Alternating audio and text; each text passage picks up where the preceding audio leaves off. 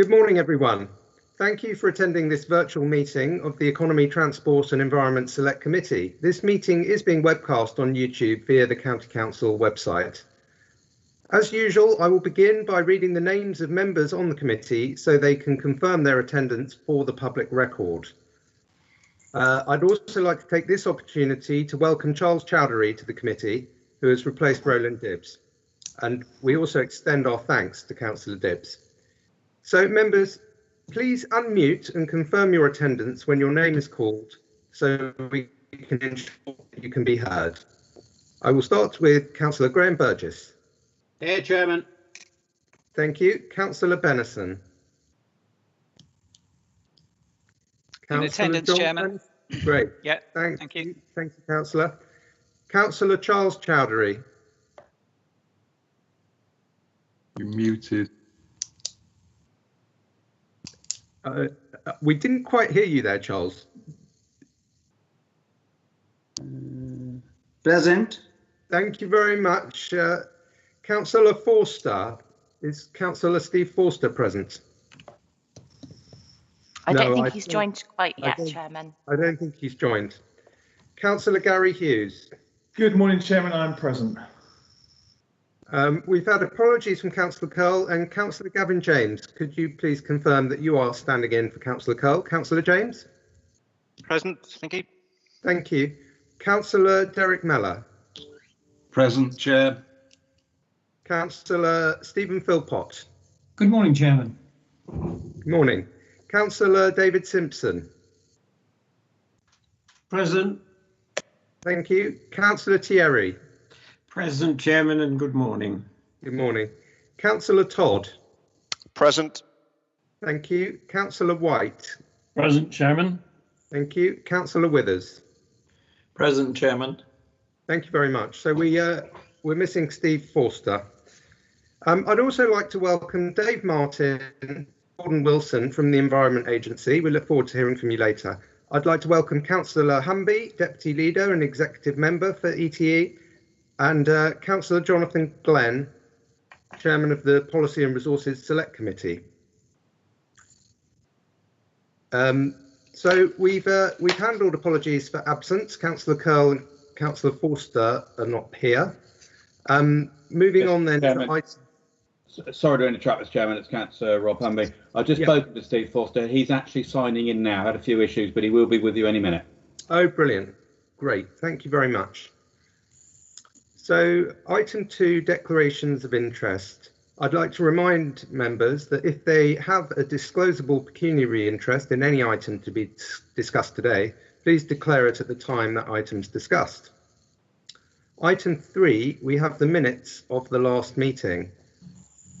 And you'll note, members, that the letter I sent about planning following our last meeting is attached to the back of the minutes. So now I'd like to ask whether anyone has any concerns about the minutes, and if so, please raise your hand now. Okay, in that case, can I ask, are the minutes of the meeting held on 8th of October 2020 agreed? Agreed. Chairman. Agreed. Thank you. Councillor Bennison has a question, I think, Chairman. Sorry. Sorry, I did try to put my hand up, Chairman. I was a little bit slow on that. It's just that the meeting minutes say that it was held at the castle in Winchester on the top of the page 3. Yes, you're right, they do. Thanks, Councillor Bennison. I'll make a note of that. Yeah, obviously they've just used a template, and thank you, Katie, for confirming you'll correct that. And hello, Councillor Forster, can you confirm that you are able to hear me and able to respond, please? Yes, Chairman, I can, and I'm sorry I was late. No problem, thank you. Glad to have you with us.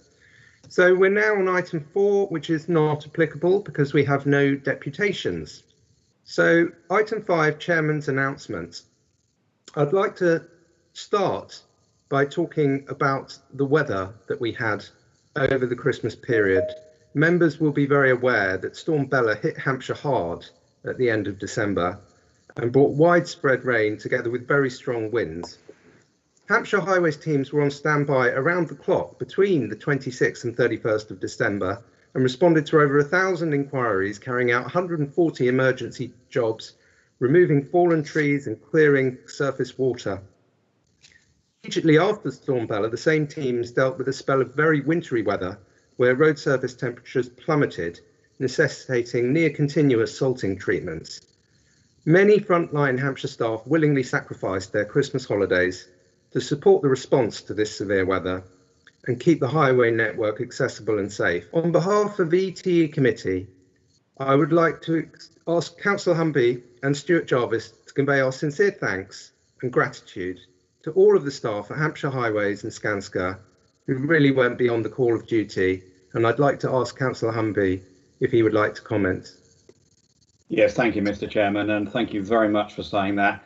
I think it's one of those situations when we have a storm like that, where when we get up in the morning and it's bright and sunny and the storm has passed through, we probably forget what's happened and not even heard it. And yet the team have been out there working all night clearing the roads in atrocious conditions. You know, we had reports of 100-mile-an-hour winds. So I'd also like to pass on my thanks to the whole team as well, and do appreciate that acknowledging that. And I know all the members present would like to say that as well. So thank you very much, Mr. Chairman. Thank you very much. The next chairman's announcement is we have a new interim assistant director for economy. Members will recall David Fletcher left Hampshire County Council just right at the end of last year. And I'd like to ask Richard Kennedy, who's the interim assistant director, to just say hello and introduce himself to the committee at this time.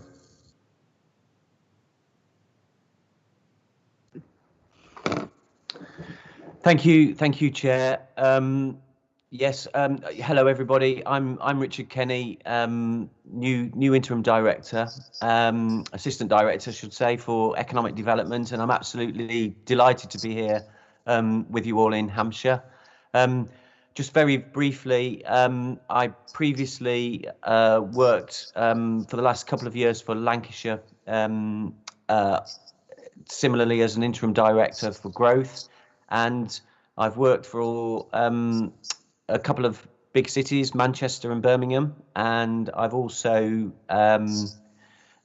worked in London for one of the London boroughs following the Grenfell tragedy, and worked across local government nationally, regionally and locally throughout my career, and I'm really looking forward to both working with you all, meeting with you all, probably in better circumstances than currently, and thank you very much for the opportunity to introduce myself.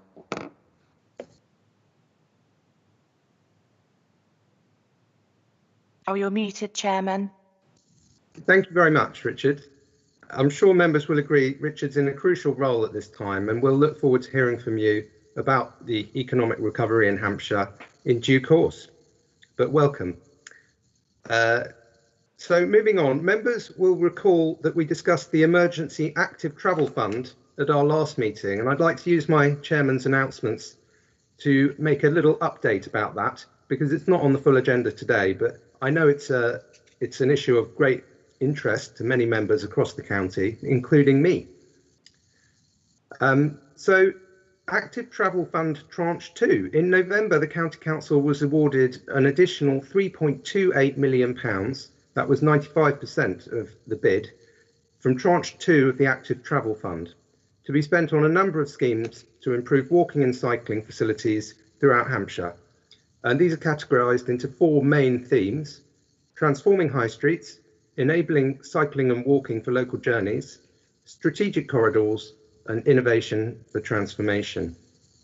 Work is underway to further develop the proposals submitted in the County Council bid, and all proposals are now required to go through consultation, including with local county councillors, before any final decision can be made to implement the schemes.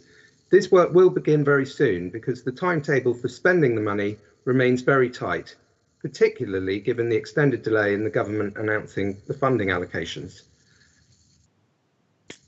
And a brief update about Emergency Active Travel Fund Tranche 1, also known as the pop-up schemes. You'll be aware, members, that the County Council delivered over 40 temporary highway schemes in the period since June 2020 to aid social distancing and support businesses. Some of these schemes were delivered in partnership with district, town and parish councils. All current schemes led by the County Council are being extended to the end of March in response to the current COVID-19 situation. However, as some members may be aware, the initial funding for these emergency measures did not include anything for ongoing maintenance, which means we are now reviewing the schemes with the potential for upgrading Tranche 1 schemes with lower maintenance semi-permanent measures. I'm also advised that a small number of schemes may not be removed, where initial sponsors are withdrawing their support because of maintenance cost or public reactions. So that's an update, and I will ask the Director to ensure that the Select Committee are kept updated on the Active Travel Fund programme work in the future. Two more Chairman's announcements. Members, you will have seen an invitation to the Local Transport Plan workshop, which has been set up for all members of the committee on the 28th of January at 10 a.m. So I would really encourage you to attend. It's an important opportunity to feed into the consultation process on the local transport plan, and I look forward to seeing you there. My final Chairman's announcement is about an informal working group. The highways team within ETE are currently developing a piece of work aimed at improving the customer experience for people contacting or reporting issues to Hampshire Highways, either through the existing online web portal or one of the other available contact channels. Improving the way the system works with and supports elected county council members will be a key aspect of this work, and officers are keen to explore ideas for enhancing the existing contact methods and also how local relevant information can be more effectively shared and made accessible. So I've agreed with Stuart Jarvis and Councillor Humby that a small cross-party group of Select Committee members should be directly involved in this piece of work to act as an informal advisory group for prioritising ideas and suggestions and to help steer this important project under Councillor Humby's chairmanship.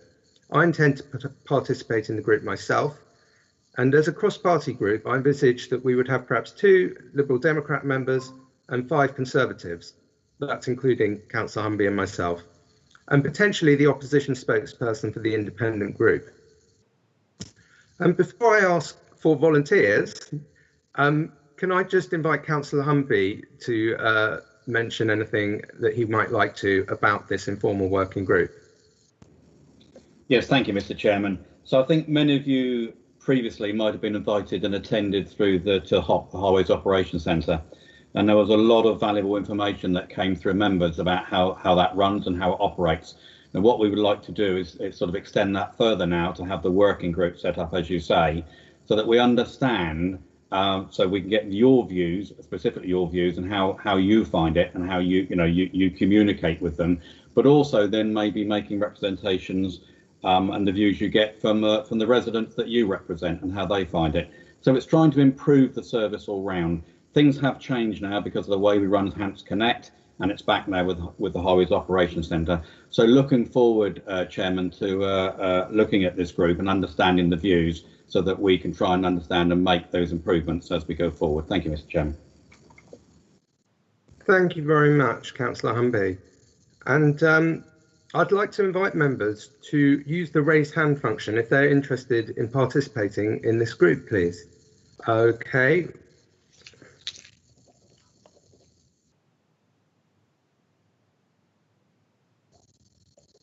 Presumably you're looking to your own group at the moment, Mr. Chairman. No, all members, including yourself, Councillor Simpson. We'll figure it out. We'll figure out the exact balance later, but it's at this point we just would like expressions of interest, and we'll then take it offline. So, David, are you willing to join this group?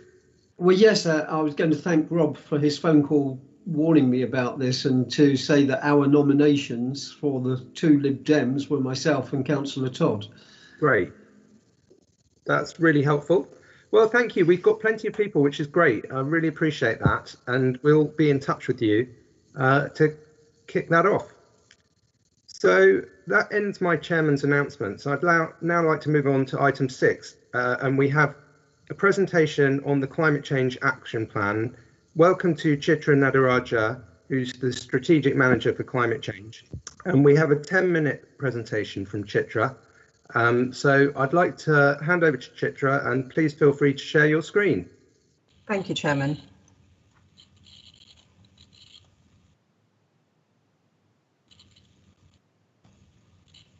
I hope you can all see my screen now. Yep, we can. Yeah, great. I can. Thank you. Thank you. So this is just a very brief update on the climate change work that's been going on over the last year and a bit. As you'll all recall, we set 2 targets for the Hampshire area, not just the Hampshire County Council, so carbon neutral by 2050, and uniquely a target to be resilient to a 2-degree rise in temperature. And within the strategy that we published last year, we set out the key priority areas that we would be focusing our work on. And these were specifically driven by our baseline emissions work that we did with the Carbon Trust, telling us where our main emissions were coming from. So in terms of ETE work, I think what I wanted to say is there's a huge amount of activity going on across ETE and across the whole organisation, which is set out in the action plan that we published as well last year. And that covers all of the strategic priorities, both in terms of mitigation and resilience. Beyond the specific actions labelled as climate change, I think it's important to acknowledge that actually everything we do will have to take account of climate change. So due to the extent of the activity, monitoring and reporting across all of the actions will take place on an annual basis for the whole organisation. And we're planning to prepare the first of these monitoring reports to go to Cabinet in October 21. Part of the sort of rollout of the action plan, we set up 2 decision tools, and these are being currently piloted within ETE decision days. First one from this one coming up today, I think in January. So the tools will assess the impact of all projects and policies going through key decisions against climate change. And that means that, they'll be going through 2 different tools, one for the mitigation side of it and one for the resilience. Now, ideally, these tools should be used at the project initiation stage, but what we wanted was to make sure that these were part of our decision-making process so that it was transparent to our public that we are really taking climate change very seriously and we're trying to incorporate it into everything that we do. So there are a couple of graphs that sit alongside the assessment that you will see now in Decision Day reports. These graphs are really just meant to be a very simple visual representation of how the projects sit against our strategic priorities. We thought it was really important for projects to be able to demonstrate how they sit in terms of strategic priorities, not just in terms of climate change, because as we are aware, not everything that we do will be necessarily good for the climate. So we need to be able to balance our responsibilities as a public sector organisation against what we need to do for climate change. So we are working to make sure that those graphs are a bit more accessible and that they can be easily seen because we do recognise that they're quite small at the moment. But the qualitative explanations that sit alongside those graphs are actually the most important element of the decision tools, allowing projects to really showcase how they're taking account of climate change, and if they can't, why they can't, and why their projects are of a strategic priority. So in terms of the strategic programs that are currently underway within ETE, these are going again to Cabinet next month, just to give a bit more flesh on the bones. They were taken to Cabinet last year as well. So there are 4 key areas that we're kind of doing more work on within ETE. Transport, as you're all very aware, the Local Transport Plan 4. Residential emissions is another big area for us, and actually an area that we've historically not worked on. So this work will sit within the remit of the climate change team, and we're working closely with the districts and the 4 community projects that we launched last summer to look at how we can support the rollout of the government funding to retrofit housing.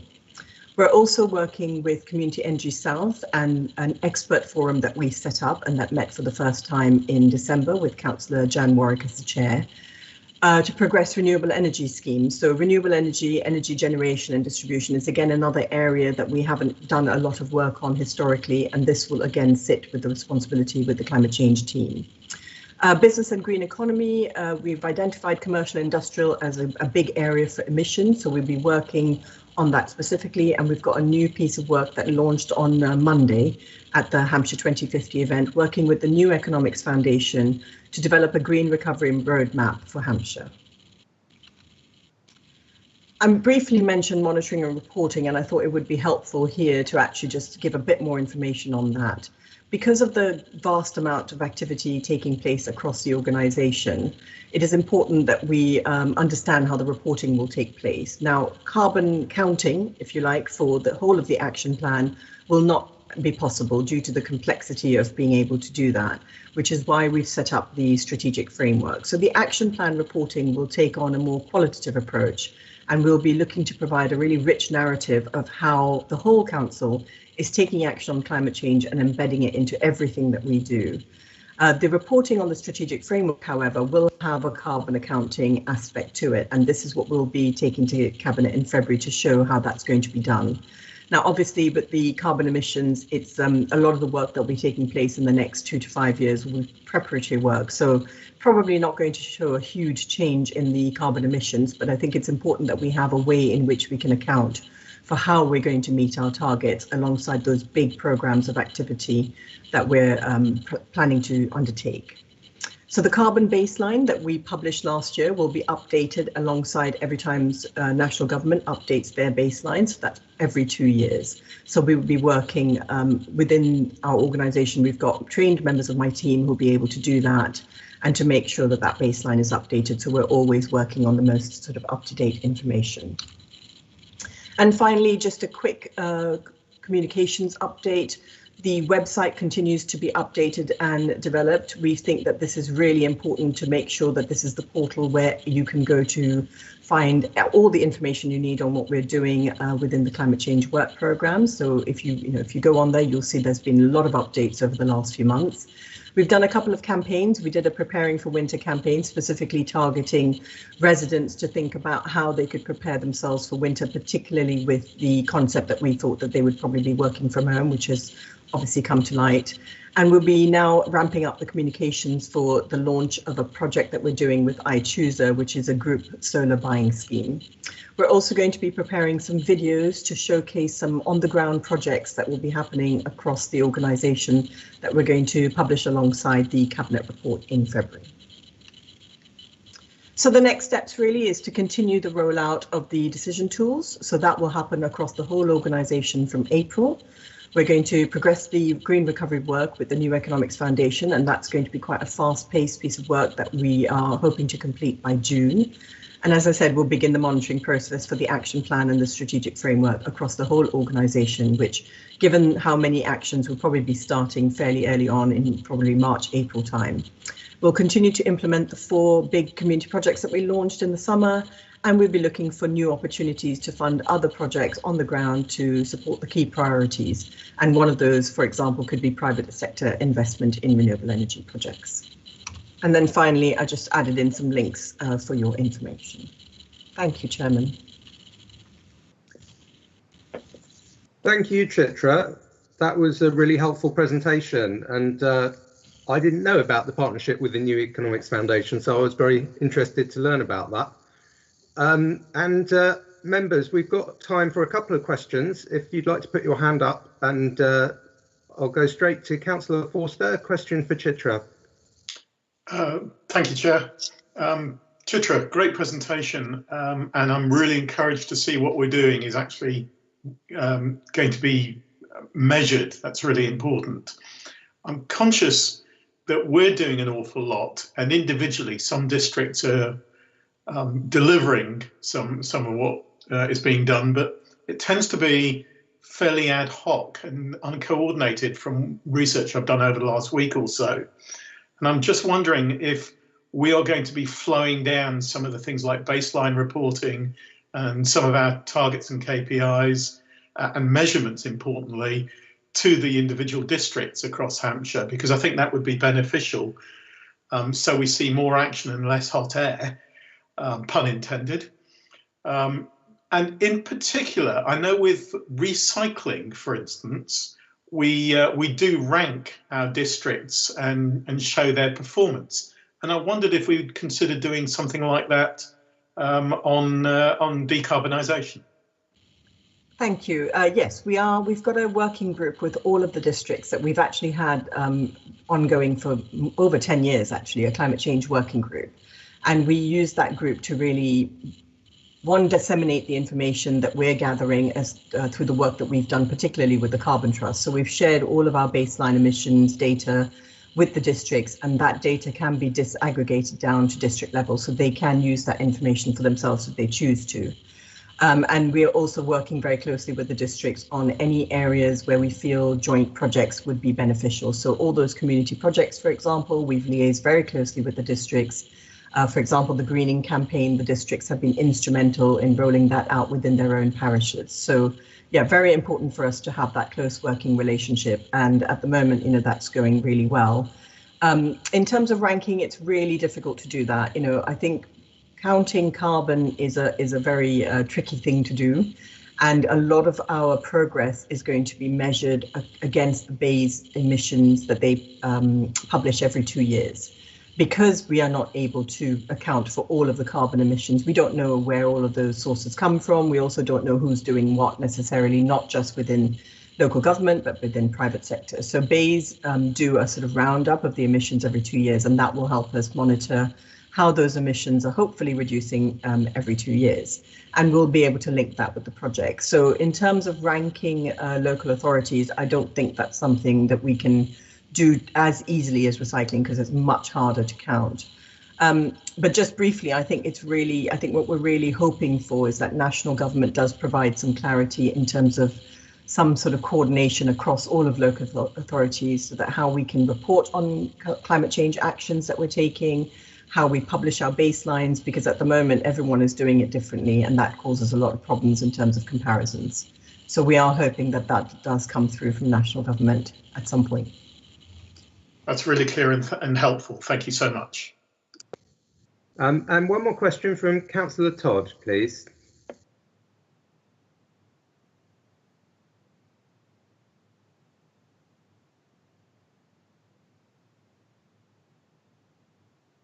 Councillor Todd, can you hear me? Sorry, very apologies. It's the theme of 2021, isn't it? You're on mute. No, I was just saying very encouraging work, and I really like what's being done to embed. In terms of embedding, one of the questions I had earlier in the process was about that we have some big strategies that don't actually have enough in there in terms of which notionally are driving our priorities, like, for example, the joint municipal waste management strategy and the energy strategy that aren't as carbon centric as we would need them to be. And I just wondered what was going to happen on addressing that. And then the other question I've got is about the greening campaign. Now, I have to declare a minor interest, which is I still host the website for Greening Full Flood, which was a community group set up in about 2010. And I suppose there's two questions I have about it, and I wondered what work was being done on this. So the first is the experience of the previous round of greening enthusiasm was that it was very good for getting cards in windows in the initial work, but then it sort of fizzled out and had enormous difficulty moving to the next stage. I think the second issue that needs looking at is in some places we have well-established green groups, and we need to make sure that we're not setting up something new when we would get more leverage from using what exists. And the third thing is that a lot has moved on in terms of behaviour change, including the excellent research project that your team ran that was reflected in an earlier meeting. And I don't think that they reflect that necessarily in what they do. And I was wondering if there was something that could be done to help them ahead. The classic, which is always for me the greening campaign red light, is when somebody talks about switching off the tap when they brush their teeth, because that very often appears as a top 10 priority for the greening campaign. And yet our own research shows that it is profoundly unimportant and not something that necessarily is the way that we should be doing to encourage behaviour change. And so those are my two main areas of question. One is, how are we helping greening develop from where it was from 10 years ago, where there were some issues with it, and where it needs to move ahead, and make sure that we're not crowding out existing green groups.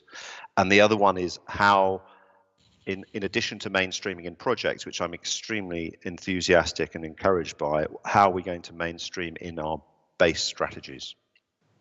Thank you. So the first bit, I'll cover the strategies first. In January last year, we actually had a policy approved that stated that all strategies within the County Council would be reviewed within the 2 and 5 years, depending on the priority of those strategies, to ensure that they take account of climate change. So essentially what we were trying to do is, when a strategy is being updated or reviewed or rewritten, that climate change would then become a core part of it. And I think we're already seeing that happen with specifically LTP4 and also with the flood and water strategy. And it will be happening with the waste strategy. So I think that, we have got that policy approved. It is starting to filter down. It is something that we will be highlighting again in the monitoring report, just to make sure that the message hasn't been forgotten and that all departments are aware that that's something that they're responsible for. And we can also reinforce that through our climate change board, which we meet regularly. So there is a process for that, but we do need to make sure that it is still happening and that the awareness hasn't dropped off. In terms of the greening campaign, I think the kind of key message there is that we are asking parish councils to come forward where they think this is something that their communities would be interested in. We're absolutely not, forcing any communities to be part of the greening campaign, especially as you've said, if they've got other existing groups that are already very active. The other side of it is that, the communities themselves pick the actions that they want to take. And we've worked with Terina, and Terina has worked very closely with government departments and the UK Climate Impacts Programme to update the actions within the greening campaign so that they are more relevant and they're more up to date, and that they kind of cover the areas that we want to look at.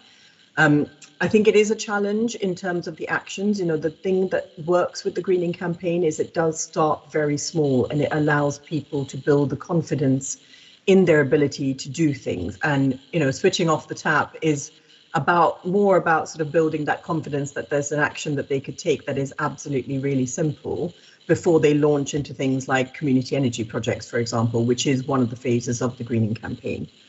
So, I think that's an important sort of element of it. And we have also shared with Terina the outcome of our behaviour change report, and we've helped target some of the work that she's done using the learnings that we had from that report. So hopefully that kind of allays some of your concerns and answers your questions. Thank you. Thank you. Those were good questions and good answers. Chitra, you're doing a great job. I think we're all very proud that Hampshire's starting to be seen as a green centre of excellence. There's a very long action plan for you to get stuck into now, so you're going to have your work cut out. But we are all behind you, and we'll look forward to having a longer discussion with you sometime later in the year. So thank you. Thank you, Chairman. And I'd like to move on to our second presentation on flood defence and mitigation strategy. And I'd like to invite Simon Cramp and Dave Martin from the Environment Agency to take over the screen and give us their presentation, please. Thank you, Chairman. I'll just put up the slides now.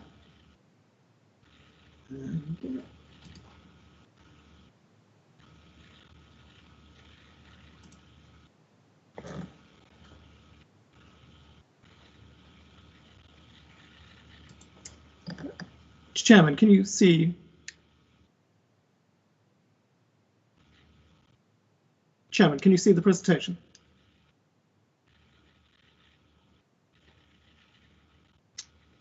Yes, we can. Great, thank you very much. Yes, I can. That's lovely. Thank you very much for confirming. So this part of the presentation actually has two parts. The first part will be provided by me before handing over to my colleague Dave Martin from the Environment Agency. In the first part, I would like to briefly set out the County Council's roles and responsibilities as the lead local flood authority that impact on improving resilience to flooding. introduce some of the key points from the County Council's new local flood and water management strategy, and then highlight 2 areas of work which help to illustrate some of the challenges and how we're approaching these.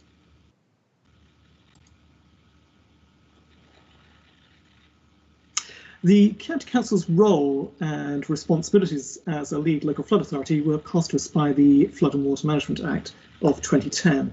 This was one of the key recommendations that emerged from the Pitt review into the 2007 floods, which were estimated to cost in excess of £3 billion. By way of comparison, the 2013-14 floods were estimated to have cost between 1 and 1.5 billion. While the Environment Agency has a strategic overview of all sorts of flooding and coastal erosion, the County Council's responsibilities are numerous. So I'll quickly go through these now. One for managing the risk of flooding from surface water, ordinary watercourses and groundwater. For maintaining a register of assets that have a significant effect on flooding. For investigating significant local flooding incidents. For regulating ordinary watercourses under the Land Drainage Act, for providing technical advice as a statutory consultee on surface water drainage to local planning authorities for major developments. We also have a duty to cooperate and exchange information with other risk management authorities. The County Council, as you know, is also a Category 1 responder under the Civil Contingencies Act, and the Flood and Water Management team, the department worked very closely with the emergency planning during any flood event and in the recovery phase.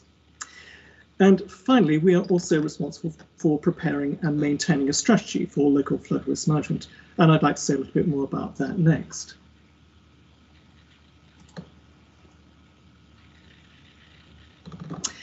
At the end of last year, the County Council launched its new local flood and water management strategy.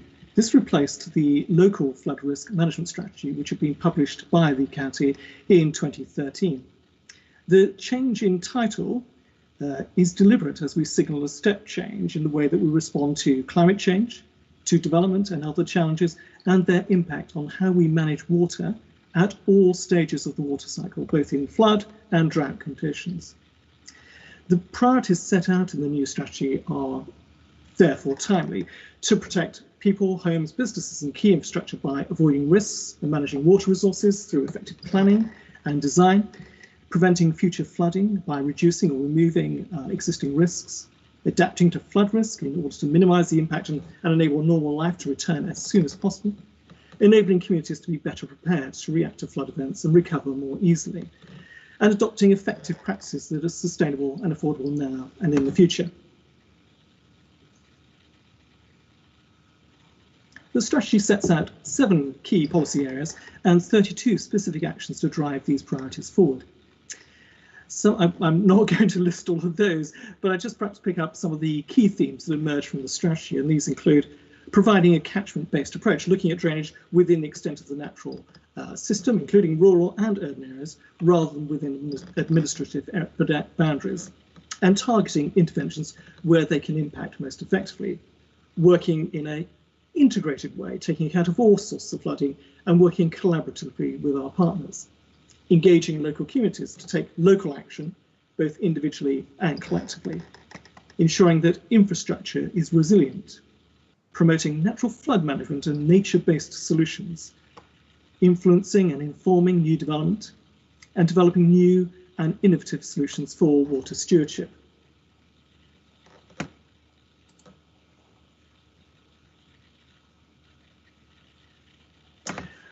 Of all the flood risks, it is surface water flooding which threatens more people and properties than any other form of flood risk.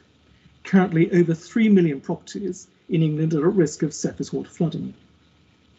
On the 27th of August, as many of you will know, Winchester experienced a high-intensity rainfall event when 40 millimetres of rain was measured, falling in less than 30 minutes, somewhere between 15 and 30 minutes. That is over half of the average monthly rainfall for Winchester. The depth of the flooding reached 450 millimetres in some areas, with homes, businesses, road and rail affected in the centre and other parts of Winchester. At the moment, we have records of over 40 properties having suffered flooding. There are a couple of images there from the city centre and the impact that the flooding had. These images are taken from the City Council's CCTV, and they show the nature of the flooding. I'm hoping there's a short video here which I'd like to play, which illustrates the exceptionally high volume of water generated and the rate of flow.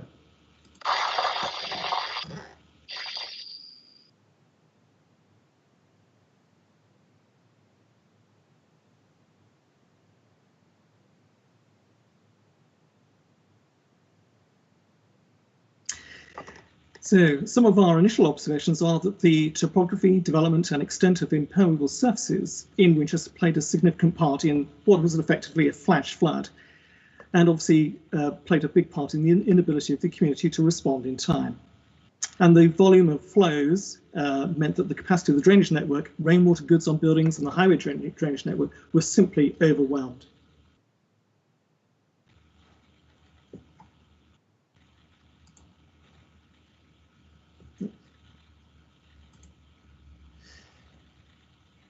While thankfully short-lived, the flood event had triggered a Section 19 investigation under the Flood and Water Management Act. We are therefore investigating the flooding to establish the cause, and will use the findings to try and identify actions which will either reduce the likelihood of similar events happening in the future or reduce the impacts of those events. We're currently working very closely with our key partners, the Environment Agency, Southern Water and the City Council. And we're engaging with local businesses and have a questionnaire out now to make sure we have as much information from those who are affected. What this event shows us, I think, is the limitations of our traditional drainage systems in managing events of this order, and the challenges of retrofitting flood risk reduction measures in areas such as this. And we are considering these and other challenges as part of two linked strategic studies. This is also an opportunity to apply some of the policies and actions from the local flood and water management strategy.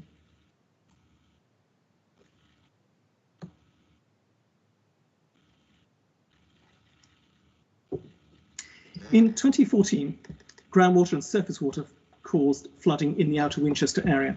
Properties and infrastructure, including a waste treatment plant, MOD training centre, businesses, the highway network were all disrupted for an extended period of time, running into weeks. Since that event, the County Council has been working with a range of partners, including the Environment Agency, to investigate measures to manage that flood risk using an integrated and catchment-based approach. Although a programme of works has now been developed for implementation this year, what the investigations and the development work have demonstrated to us is that traditional engineering-led options will only ever be part of the response, especially in chalk groundwater catchments such as this, and that a strategic approach is required to explore how the complex flood and water management issues in this location might potentially be alleviated. With national support being given to developing innovative approaches through the Environment Agency's Resilience Innovation Programme, significant opportunities to influence new development in the area, and support from Southern Water in developing a catchment-based approach which fits well with the emerging drainage and wastewater management plans and their longer-term investment programme, the time is right for such an approach. The strategic study will therefore look at the role that the following techniques and measures and others can play in a more sustainable approach to flood and water management and water stewardship in its widest sense. Those are extensive sustainable drainage systems, an adaptive highway network, natural flood management, catchment-sensitive farming, water quality, including how we can reduce some of that nutrient enrichment, and winter storage techniques. A collaborative approach will be needed and is absolutely key to ensuring there's effective join-up across the wide network of partners that need to be involved. This approach is also central to the Environment Agency's Resilience and Innovation Programme, which was launched last year and is now seeking expressions of interest. It's expected to be extremely competitive, with only 25 projects to be supported nationally. The aims of the programme include to test and demonstrate innovative practical resilience actions, to improve evidence on the costs and benefits of those, to demonstrate how different actions work together across geographical areas, to use the evidence and learning to inform future approaches to and investments in future flood and coastal erosion risk management. We're currently developing a bid for submission to the programme, and the proposed project looks to apply and develop some of the concepts and ideas being explored in the Outer Winchester area, but over a greater part of the River Itchen catchment area. Chairman, I will now hand over to Dave Martin from the Environment Agency, if that's okay. Yeah, please do. Thank you, Simon.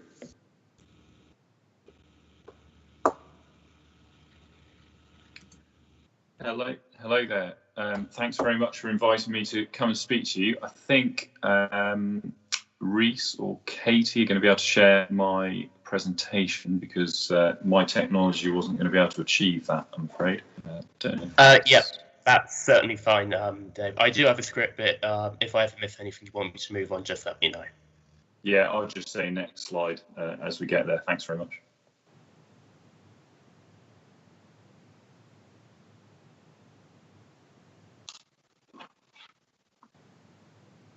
Brilliant. Okay, thanks very much. Okay, so as I say, thanks very much for enabling me to come and speak to you today. It's much appreciated. As we all appreciate, floods and water management is inextricably linked to climate change, and in tackling that, like mentioned in Simon's presentation, we have the opportunity to help address so many other issues, from habitat and nutrient loss, water quality, air quality, through to equality and mental health. And for me, that really makes partnership working more important than ever. And that's one of the reasons why I'm so grateful for this opportunity to come and share a little bit of what we are doing at the Environment Agency, and hopefully it will lead to even greater collaboration between our two organisations. If we can move on, please. So I just national context, climate change is central to our EA action plan, our new 5-year action plan called EA 2025, as well as the new National Flood Risk Strategy. Both of these are really new documents released in 2020. And some of those key messages from those documents are on screen now. I'm not going to dwell on those, other than to say that we do put the climate emergency at the heart of everything that we do. And we want to help society to adapt to the environmental challenges that brings, such as flooding, drought, sea level rise and coastal change. So moving on, before I want to talk about some more specific pieces of work that complement what Simon covered, just to mention our role as the Environment Agency. And I think Simon also mentioned we take a strategic overview of the management of all sources of flooding and coastal erosion. And that activity includes things like the National Flood Risk Strategy, reviewing shoreline management plan approach and work like that influencing government. But also operationally, we have a responsibility for managing the risk of flooding from main rivers, reservoirs and the sea. And this encompasses everything from delivering flood schemes, being a statutory consultee on planning applications, determining flood risk permits, all the way through to responding to incidents. And we do also undertake maintenance work as part of that role. However, I should always emphasise that it is always the landowner's responsibility to maintain their own sites. Moving on, please. So, like any organisations, in delivering our responsibility, we also have an impact on the environment. And we're doing everything we can to reduce that. So we have therefore committed to being a carbon net zero organisation by 2030, which we aim to do by reducing our emissions by 45% and then offsetting the remaining 55%. Beyond that, we're actually aiming to achieve absolute zero by 2050 as well. And when you look at our carbon footprint, if you can click the slide, please. If you look at our carbon footprint, constructing new assets, flood defence assets, is responsible for nearly half of all the Environment Agency's carbon footprint, so it provides a significant proportion. Next slide, please. Go to the next slide, please. Oh, I lost connection. Brilliant, thank you. Oh, back one. Thank you. So among the many activities we're undertaking to achieve the reduction in our construction activity carbon footprint, we're introducing this carbon reduction hierarchy. I think there's something similar being used within Hampshire. And so we're asking ourselves whether we actually need to build anything in order to deliver the same standard of flood protection, or could natural flood management be used to make better use of the floodplain upstream? And if we do need to build something, can we adapt what we build to use low carbon materials like SEM-free cement, which we've used over in Newhaven on a coastal scheme over in Sussex. If we move on to the next slide, you can see locally a scheme that we delivered in Wallington Village. And what we did here, we achieved the same standard of protection from tidal flooding that we would have achieved with a completely new asset, but simply by repairing and raising the height of an existing wall instead of building a new one, and also supported by Hampshire County Council, who built a really important road hump right at a specific location to a very specific height, and that provided the protection from coastal flooding. There does remain a challenge of fluvial flood risk at this location, but it is one of the places in Hampshire where the geology and the space exists upstream that mean it could benefit from natural flood risk management measures, which is something that we're looking into. So hopefully that provides a useful local example of how a low carbon option is not necessarily a more expensive option. So I'm now going to move on to some of the flood risk impacts of climate change and how we're mitigating those. So here you can see the current properties estimated to be at flood risk in Hampshire, so quite significant. And nationally, it's predicted that with climate change, those at risk of flooding will double in the next 50 years. On this slide also, you can see here, taken from our climate impacts assessment tool, our prediction of how much wetter the conditions will be that we might face. There's quite a few figures in there, so if we just click on, effectively what this summarises down to is wetter winters, higher stormier seas and heavier rainfall. Can we just click on, please? Thanks, Reese. Yeah, so wetter winters, heavier stormier seas and heavier rainfall. Thanks. Can we go to the next one, please? So I mentioned earlier what I'm going to do now is just give you a brief insight of how we're addressing each of those challenges. So I mentioned earlier that we're a statutory consultee on planning applications where flood risk is a potential issue. And in this role, we expect all developments to account for climate change so that the flood risk on and off site is not increased for the whole lifetime of the development. And you can see some examples here where we've influenced the finished floor levels of new properties in order to minimise their risk. If we could move on, please. So working with partners, delivering flood alleviation schemes is the other major activity that we undertake. And in Hampshire, we've invested over £83 million in flood schemes since 2010, providing better protection for around 9,000 homes. So over our last 6-year programme, which is just coming to an end at the end of March this year, we better protected almost 5,000 homes, which is a good result for us. But if we go to the next slide, you can see in the next 6-year programme, starting in April, there's a 5.2 billion investment being made nationally to better protect 336,000 homes, and currently we're forecasting around 10,000 homes better protected from that piece of work in Hampshire. There are new funding rules that come with this new programme, and that should help increase the likelihood and value of central government thing that we can draw in, which is all good news, but it will still be essential to bring in third-party private sector investment.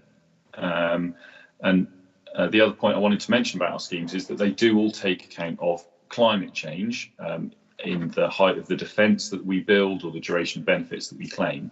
But also, with new schemes, we'll be taking account of climate change by trying to take a whole catchment approach similarly to Hampshire and addressing that risk over a broader area to reduce our carbon impact. So increasingly, we're trying to join up the different strands of work through our integrated catchment groups and working with partners so we can develop schemes that deliver those multiple benefits that I mentioned at the start.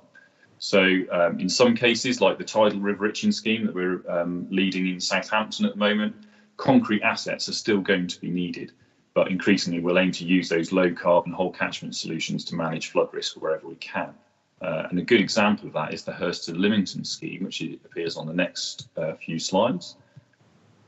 Thanks very much. This is a coastal scheme. It seeks to address flood risk and biodiversity and habitat loss issues that are arising directly from sea level rise. And on this slide, what you can see is the mean high water spring level through 3 different years, from present day through to 2100. And you can see how that level increases, and that's just an average tide before you get any storm surge or flooding on top. If you click on again, We can see an average 6-foot person there stood on the embankment, and the very light blue bit, if we put the, that's a flood event, basically showing where the water comes up that person. And you can see just today, just about goes over his feet, but the same event in 2118, in the yellow, you can see it's right over that person's thighs, so quite a significant increase. And on the next slide, you can see how that affects the town of Lymington, and you can see the increased depth and extent that that event would have, and that's something that we're trying to avoid through the delivery of this scheme. We can move on, please.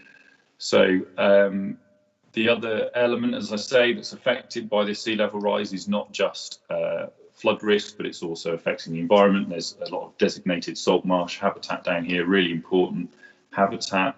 And you can see how over the years, since 1971 through to 2001, how the salt marsh has degraded quite significantly over that time.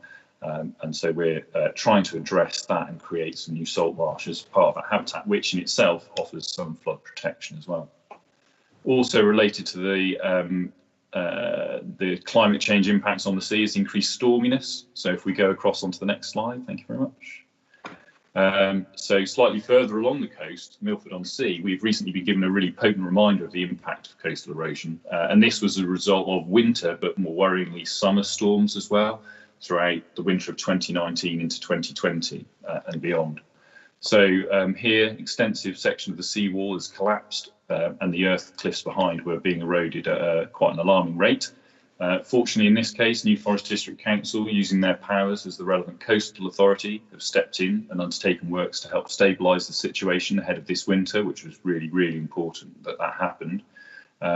And now they're working with us and our framework consultants to produce a business case in order to recoup some of the money that they've outlaid already, and also to plan for a more permanent solution, which we're confident that we should be able to bring there. Moving on to the next slide, I wanted to mention that building on Simon's presentation, which talked about that sort of flash flooding in the urban environment, in Hedge End, working with Hampshire County Council and Eastern Borough Council, we've been able to successfully provide 11 properties with bespoke property level resilience measures or resistance measures, such as flood doors, which is really great and really help those people. I spoke to some of those people, it's quite heartbreaking what some of them have been through. And building on this example, we're just later this month, we're about to submit a paper to the Regional Flood and Coastal Committee to support a joint initiative between ourselves to roll out a series of similar schemes across Hampshire to tackle this kind of event in parts of Hampshire. But I think Simon touched on it. It's important to remember that we've talked about the catchment approach, and very often people think about upstream, the headwaters of different rivers, etc., in the rural areas. But it's important to remember that urban areas like this are part of that wider catchment too. And as part of the catchment approach, we're keen to see what we can do to influence new and existing developments to help manage runoff better. So if we could go to the next slide. I don't know if anyone's seen this before, but these pair of buildings are Bosco Verticali in Milan. They're a pair of residential towers with over 900 trees, 5,000 shrubs and 11,000 plants. And it has benefits for air quality, carbon sequestration, temperature control and energy efficiency in summer and winter, as well as the well-being of the residents and, of course, for the amount of runoff coming off that building. And what's to say we can't have this kind of development in Hampshire? If we move on to the next slide. From contacts my team have in Osnabrück in Germany, we've been learning about the tangible benefits of green infrastructure that could make a real difference to the runoff into our drainage systems and into our rivers. Here, they've created 22 football pitches worth of green roofs on residential buildings as well as commercial. And in total, that provides water storage of over 3,000 metres squared per hour. And I know that in local plans and other cities around the country, so London and Manchester, just two, that are pushing to increase the use of these kinds of measures. And with the multiple benefits that they provide, we're keen to help support the promotion of this kind of approach as well. We think it's really important. So I'll finish up there. Towards the beginning of my presentation, I talked about the EA's main carbon cost being from building flood risk infrastructure, but hopefully I've shown that There are a variety of ways that we seek to reduce flood risk in Hampshire, and that in the future, when we do build schemes, we'll be mindful of both the carbon cost of doing so and how we can maximise the use of natural processes to not only reduce flood risk, but to deliver the wider benefits that both we and our partners wish to see. Thanks very much.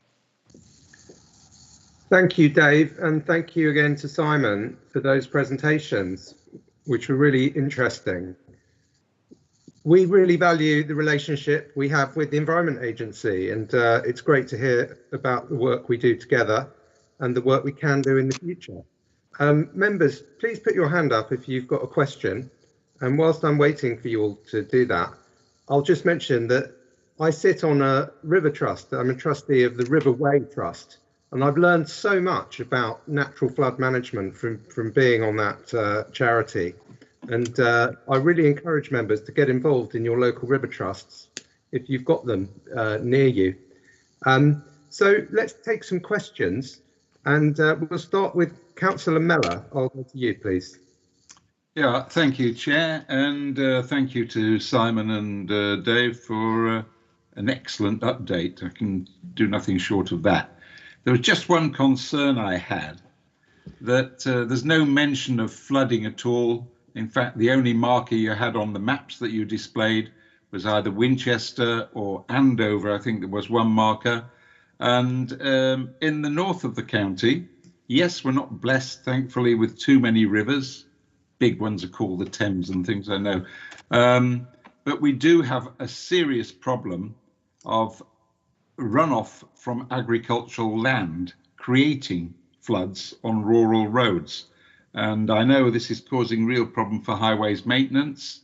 The amount of manpower that's required to sort out what appear to be very small issues is quite substantial. Can I just ask, is this flooding per se? Floods and water management are looking at them, but are we doing something about it rather than just writing to the landowners, many of them in my area, wealthy, titled people, who are not really prepared to do any substantial work on drainage off their land other than clearing gullies, and it's causing serious problems on rural highway maintenance. Could I just ask your view on this, please? Dave, shall I start off with this one? Thank you, Councillor Mellor. In terms of the plan, I think the map that Dave was showing was the Solent and South Downs area of Hampshire. The County Council has the pleasure of working actually with 3 regional flood and coastal committees and 3 Environment Agency area offices, which makes the map of Hampshire sometimes a little complicated. So apologies if we missed out the northeast of Hampshire. Possibly those who are from the west of Hampshire might also have a similar point to make. But yes, we are looking at obviously the county as a whole. In terms of the runoff and the problems that you're indicating, absolutely, this is a kind of issue that we're well aware of across all parts of the county council, all parts of Hampshire, and it's something we're kind of working with. Specifically, we absolutely recognise that uncontrolled runoff from agricultural land is clearly not terribly useful for the landowners, and it's really builds up a liability and a maintenance issue for the county council as the highway authority, where it impacts on the highway authority. You're absolutely right. There's a cost to us from effectively taking silt out of our drainage systems. The more silt that's in those drainage systems, the more work we have to do, the less capacity that are in this system. So it is a real problem. It is obviously a nuisance, and it is something that those landowners should be addressing. So you're right, we are working with the catchment partnerships across Hampshire. They're very well aware of this problem. Obviously working closely with our colleagues in highways to look at local measures to try and intervene and to reduce the amount of soil and silt that's getting into the systems, being washed off those fields. So I talked about catchment sensitive farming.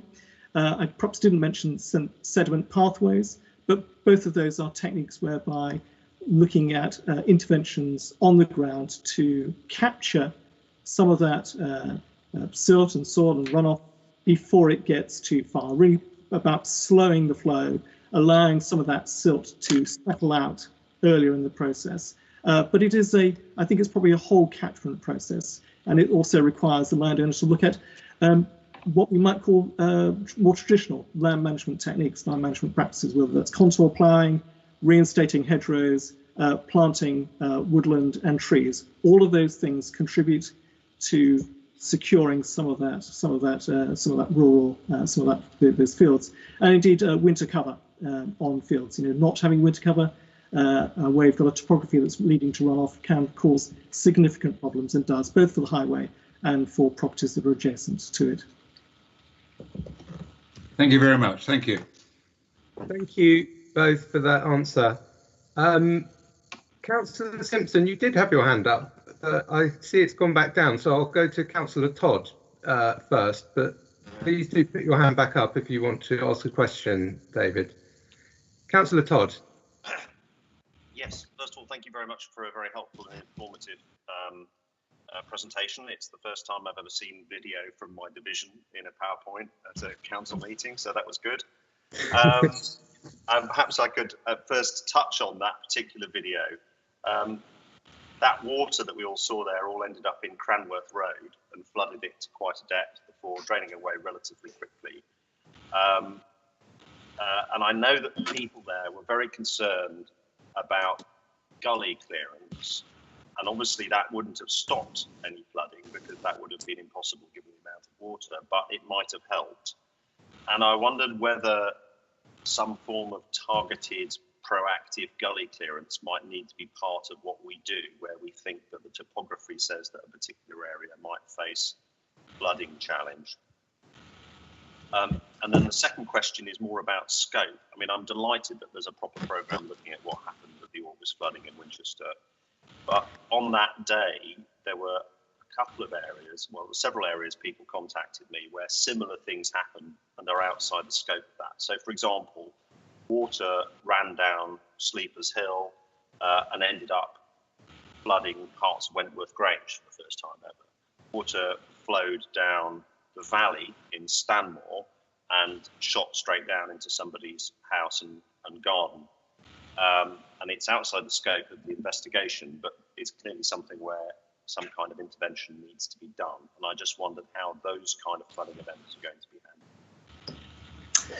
Okay, Chairman, I think probably both those questions for me rather than for Dave. So deal with those in order if I can.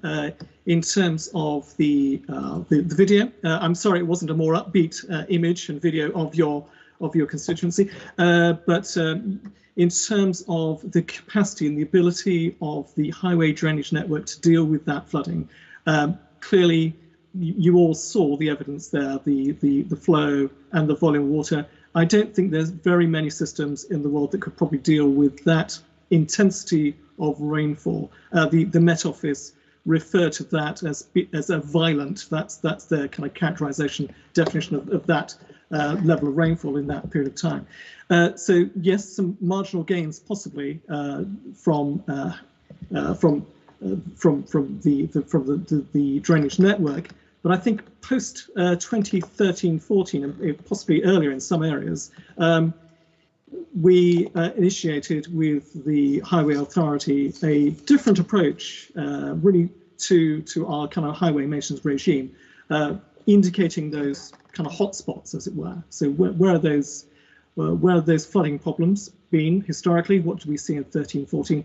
And what kind of maintenance regime do we need to have in place? And so we've kind of stepped up the levels of maintenance inspections in many areas. I think what we're seeing now, however, is in areas an intensity of rainfall that is clearly going to exceed the capacity of those drainage networks. So we can, a first point for me always is to make sure when we're looking at kind of flooding issues is also make sure the existing systems are doing the best job they can, and in many respects they are. Are there areas where we might possibly do more maintenance visits? Quite possibly, but you'll know the financial challenges and actually the sheer extent of the network. I think so. What we're looking at, and is a piece of work that we're working on now with colleagues from Highways, is a strategic piece of work looking at a resilient network. So we have our gritting routes, and we have an indication of where we need to carry out those early interventions in terms of clearing gullies. But we're looking at how do we map that together, and actually in some areas, how do we intentionally use the highway as part of the conveyance? So seeing the role of curbs, the camber of the roads as actually as part of the response to a flood event. So that's probably, again, moving away from a more traditional view of highways and the network, which was probably to get rainwater off that surface as quickly as possible. That will still remain the priority and the key in many areas. In some areas where traditionally, historically, the flow paths have effectively adopted the highway, it will be looking to see how in some areas we can manage it in that position as part of an integrated drainage network. Just quickly, I mean, that's good to hear, and I'm pleased to hear that we will be looking at that, because by coincidence, the house that was flooded in Cromwell Lane was occupied by a retired highways engineer. So very much of the view that what was needed was some changes in levels in terms of pavements and drives and things like that, which would have solved the problem. I'm still not clear. Certainly it was the case, the Cranworth Road, the gullies were blocked ahead of the flooding event. So was it that there were new areas that suddenly come into our focus and weren't on this programme for frequent inspections, or are our more frequent inspections not frequent enough? Okay, let me say something about the scope of the Section 19 investigation, if I might, because I think this is really about, we're at the very early stages of that still. A questionnaire is out at the moment. We're working with businesses. We've scoped in pretty much the whole of the centre of Winchester, including the areas you mentioned.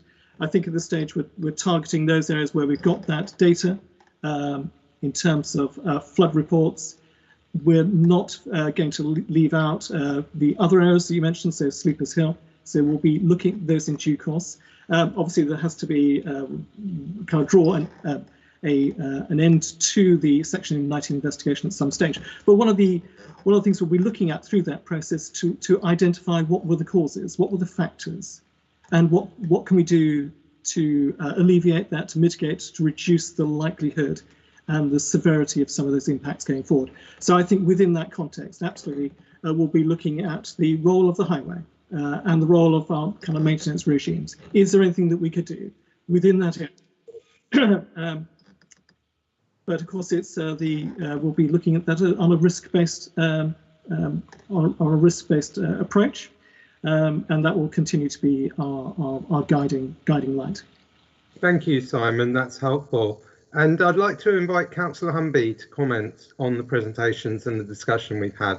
Councillor Humby. Yeah, thank you, Mr. Chairman, and much of it relates to what Councillor Todd has just said. A couple of things there, as Simon has explained very, very clearly, sort of pretty well an unprecedented event, and no drainage system could have coped with that. But he made a good point. There's several things here. What we're now starting to do is take a more strategic approach, working with the Environment Agency, looking at long-term solutions. And I think that is quite a significant change, I think, rather than trying to deal with those individual things that, of course, we always were told once in 100 years, and now they're happening on a regular basis. But in terms of the comments Councillor Todd made about clearing out the gullies and things like that, of course, we're now starting to make much better use of technology. We are trialling equipment that measures the water in the moor and the silt in the bottom as well. And now we can start to build up a pattern of where we get these flooding issues. If we link that then with the Met Office, when we're looking at the weather forecast, that's exactly what we can do. The issue is also, with clearing out gullies, we can clear them out on the Monday at 9 o'clock.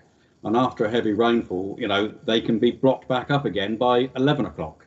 So it's very easy to say they're continually blocked, and I understand that. But I do think we're taking a much more strategic view, and the use of technology will improve that. We have thousands and thousands of gullies, but if we get a weather forecast and an accurate forecast across the county, we can go and target those areas where we now have an issue. So instead of trying to clean out, say, 100 in a street, we clean out the 10 that we know that potentially could cause the problem, and therefore we cover a much wider area. So I thank the EA and David and Simon for the presentations. There's a lot of work to do on this, but I think the most important thing, Mr. Chairman, that we're working in partnership and we're looking at it strategically now, which is a significant change. Thank you. Yes, indeed. Thank you, Councillor Humby. And we've had a really helpful discussion, and we're really grateful to Dave from the Environment Agency. And thank you also, Simon, for the presentations today. We've all learned a lot. This is an issue of great interest to members, and I hope when the new council is elected, whenever that might be, Simon, you'll be part of the induction briefings for the new members, so that members get a full briefing about the strategy, and then can go and work with people in their community on their local flood action groups or river trusts, or working with districts and boroughs as well. So thank you very much, both of you, and we'll now move on. Item 7 and 8 are going to be taken together. So we've got the revenue budget report for ETE for 21-22 to 23-24 and the capital programme. So we're going to have a combined presentation, but we'll then take the recommendations separately after the presentation. So at this point, I'd like to hand over to Stuart Jarvis, who I think will be introducing Sue Lapham. Stuart, over to you. Thank you very much, Chairman, and good morning, members. Yes, my colleague Sue Lapham, our finance business partner, is going to do the first part of the presentation, which is a corporate issue, and the first part of the presentation is common to the reports that are going to all of the select committees, and therefore it sort of deals with the overall corporate budget guidelines, principles, and some of the issues. And then at the end of the presentation, Chairman, I'll pick up some ETE specific questions on both the revenue budget and the capital programme. So if I may, I'd like to hand over to Sue to start the presentation off. Thank you, Stuart. Good morning, everyone. I'll now try and load the presentation up.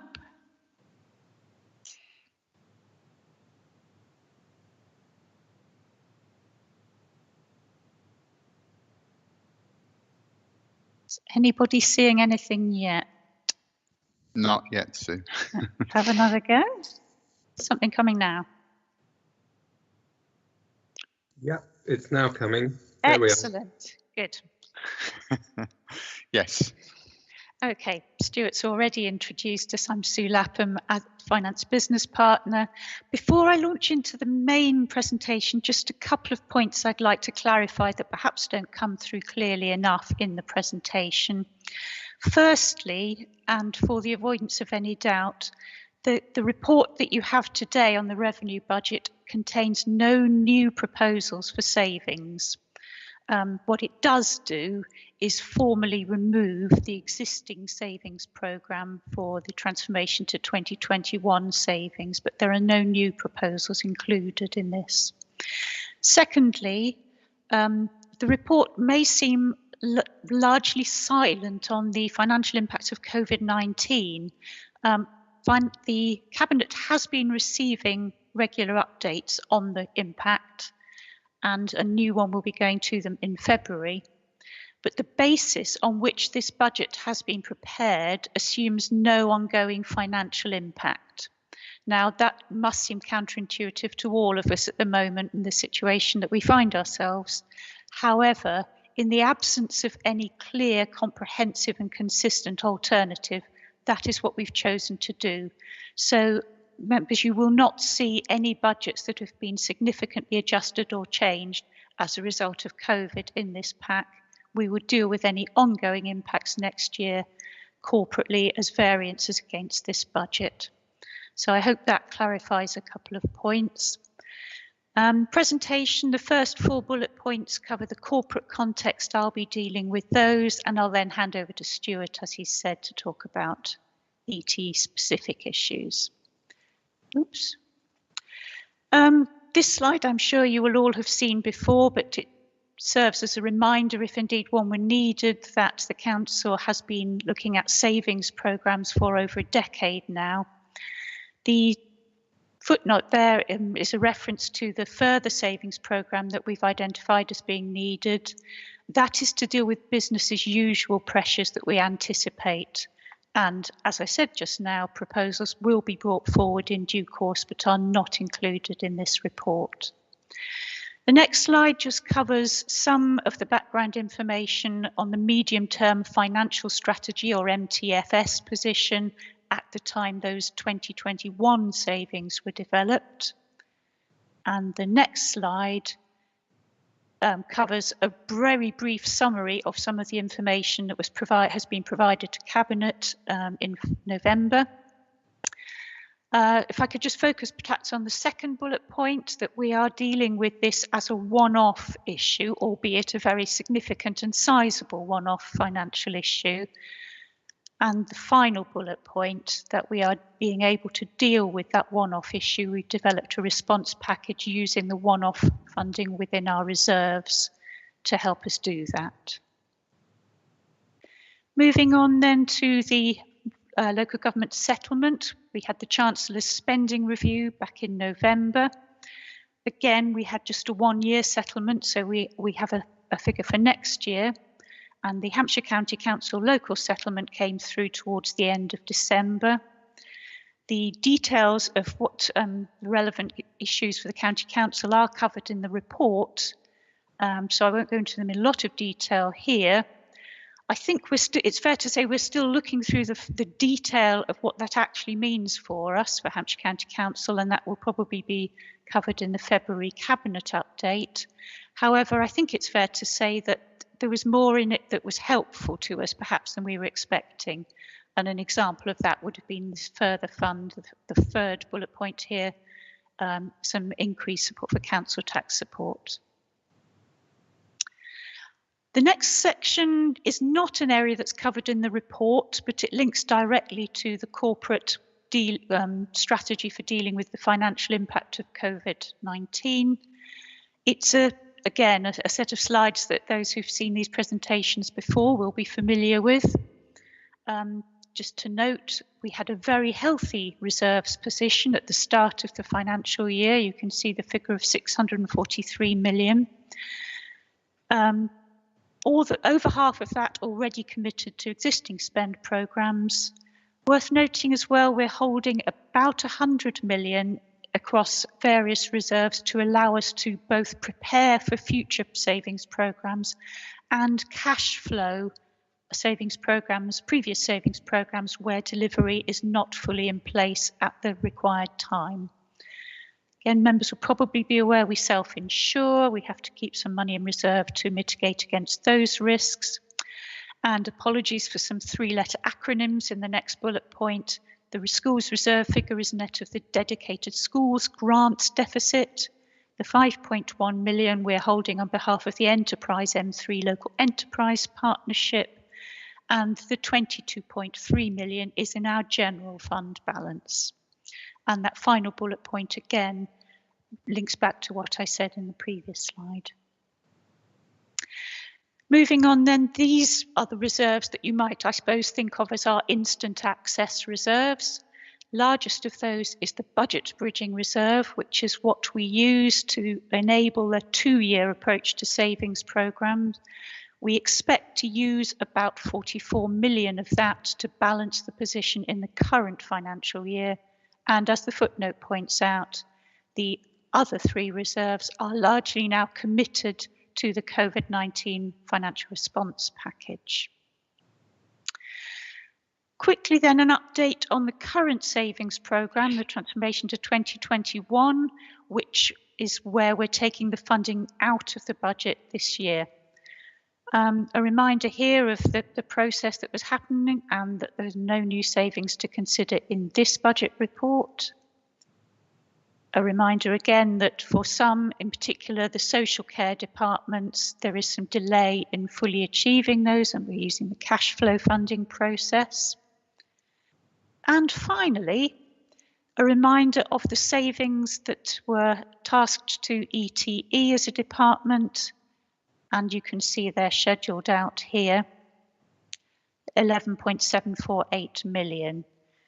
And at this point, I think I need to hand over to Stuart to take you through the ETE element. Thank you very much, Sue. Will you continue to click the slides forward for me? That's brilliant. Thank you very much. So if we could go on to and the next one, please. In terms of key issues from savings implementation to date, members, basically, COVID has caused a few problems in this direction, and members will be aware that our proposals for introducing and changing on-street parking proposals have largely been delayed in recognition of the need to sort of do all we can to support high streets and to match the district councils who've often waived car parking charges during the lockdowns and so on in town centre areas.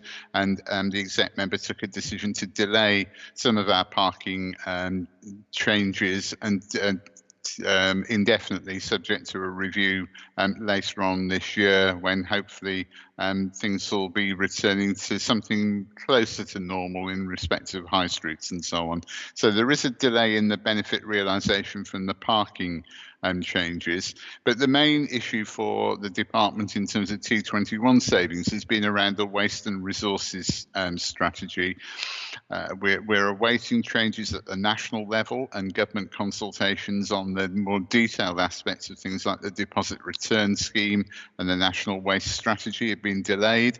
In the meantime, we continue to work very closely with our district council partners, and we are involved in an ongoing programme of discussions, bringing information forward, doing further research, and the authorities have been supported with some additional funding from RAP to look at the impacts on collection authorities of proposed changes in waste collection, as indeed we're looking at the impact on the disposal authority for any of those changes. And this is typically taking the debate beyond the single MRF and looking at different collection systems and what type of infrastructure, including what sort of recycling sort would go alongside that. So that means that the significant waste savings, which is by far the largest component of our T21 process, are being delayed because the government have delayed some of the national consultations due to obviously having to prioritise things like COVID and leaving the European Union. Also in street lighting, we have become embroiled. I don't think you probably need me to explain to members that the PFI contract and varying it is a legally complicated matter. So the investment in LED streetlights is going more slowly than we'd originally hoped it would because of the very complicated process involved in varying the PFI contract. But I think what we're trying to do here is to get a variation written into the contract so that we can implement further LED swap outs in the future without having to go through the whole process of renegotiating or updating the contract again. Which will hopefully help if there's a good business case for further LED investment in the future. But that's T21 and the legacy T19 thing. If we can move on to the next slide, Sue. I think this really talks, the next couple of slides talk about some of the challenges that we face as I see them. And clearly COVID-19 is going to be at the top of any list at the moment. Reports to the Cabinet have covered the financial impact, and I think we've worked really hard to maintain safe service provision, and probably the best two examples I can give you are the booking system and the social distancing we've introduced at HWRCs.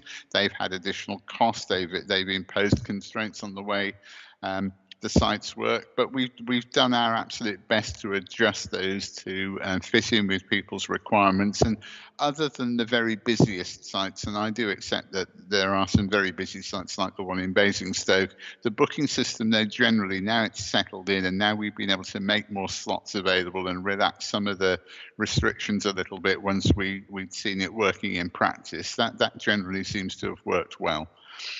We've also played a significant role in market underwriting, and for example, passenger transport contracts have been paid up in full, even though passenger numbers have fallen significantly.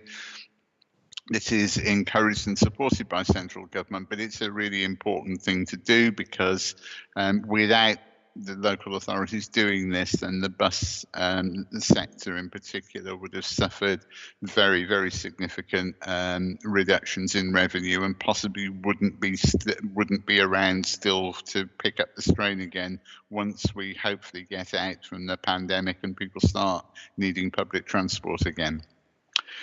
The economic recovery, and the chairman mentioned that right at the beginning in terms of Richard Kenny's role here, and we are facing an unprecedented economic contraction both nationally and locally, not just in terms of the huge reduction in economic output and the significant challenge and threats around unemployment, but also a paradigm shift in established economic patterns, like the long established idea that companies have headquarters based in London and their workers commute in by rail and so on. So we are beginning to see the first signs of a shift in some of that, and we need to be very clear about analysing what the issues are and what the opportunities are for Hampshire out of that, as we do on skills and employment, which is going to be a huge issue, again, if we're going to look after the current generation of young people who've sort of been affected disproportionately hard by the COVID recession. We will need to look at delivering on skills and employment to help drive the economic recovery. And I know this is something that members are extremely keen on as well. We need to ensure that it's a green recovery. And as the chairman mentioned again, following Chitra's presentation, that's why we've commissioned the New Economic Foundation to work with us to look at helping to provide a framework for a green recovery in Hampshire, in the Hampshire economy. And at the centre of that, it's not just about the environmental impact, it's also about an economy that actually delivers an improvement in everyone's standard of living, rather than just measuring economic development by the increase in GDP in an area, which I think is a really important concept that members were very interested in at the Hampshire 2050 Partnership when New Economic Foundation first presented that idea. We've talked a lot about climate change already, Chairman, so I won't go through a lot with that, other than to just make the 2 points really. That Hampshire County Council only accounts for 1% of the emissions in Hampshire. We've set our targets for Hampshire the place, and it's going to be incredibly challenging to deliver that when 99% of the emissions are beyond our control or immediate control. That's why it's so important to work with local communities. That's why we need to try to promote meaningful action that leads to societal changes. But it is important, as Councillor Todd highlighted, that our strategies recognise and put climate change at the heart of them, and that's why we've embarked on a radical change in transport policy through the emerging work on LTP4. We go to the next. Thank you, Sue.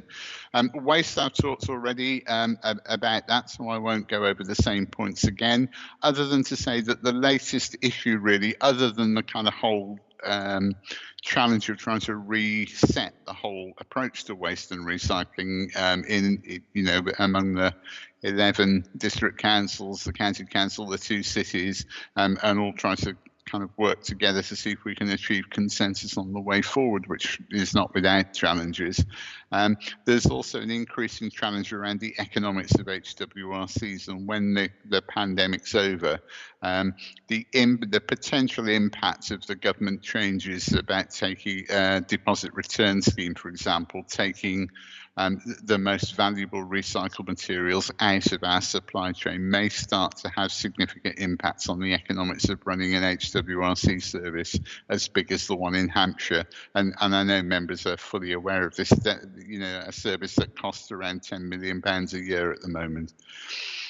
Highways, the challenge is about managing what is now becoming an accelerating decline of the highway asset, and also trying to manage public expectations around that. And we also have some very specific issues this year with the change in ownership and management of Skanska. Skanska are selling their infrastructure services business off, and we expect new owners are currently going through due diligence. We expect that to be confirmed in due course, and obviously there will be an issue for us there about kind of remobilising a contract with new management and a new owner, albeit that the individuals involved in that contract should still be in place, but just working for a new company. And ash dieback continues to be quite a significant highways and environmental challenge, often because we need to take action to remove trees before they become dangerous, but it may not always be apparent to people the reason why what are apparently valued and mature trees are being taken out and cut down. Obviously there'll be a full replacement program, but for both CCBS in the countryside estate and for ETE in terms of highway trees, there's some really big issues around ash dieback and the pace that is going ahead at.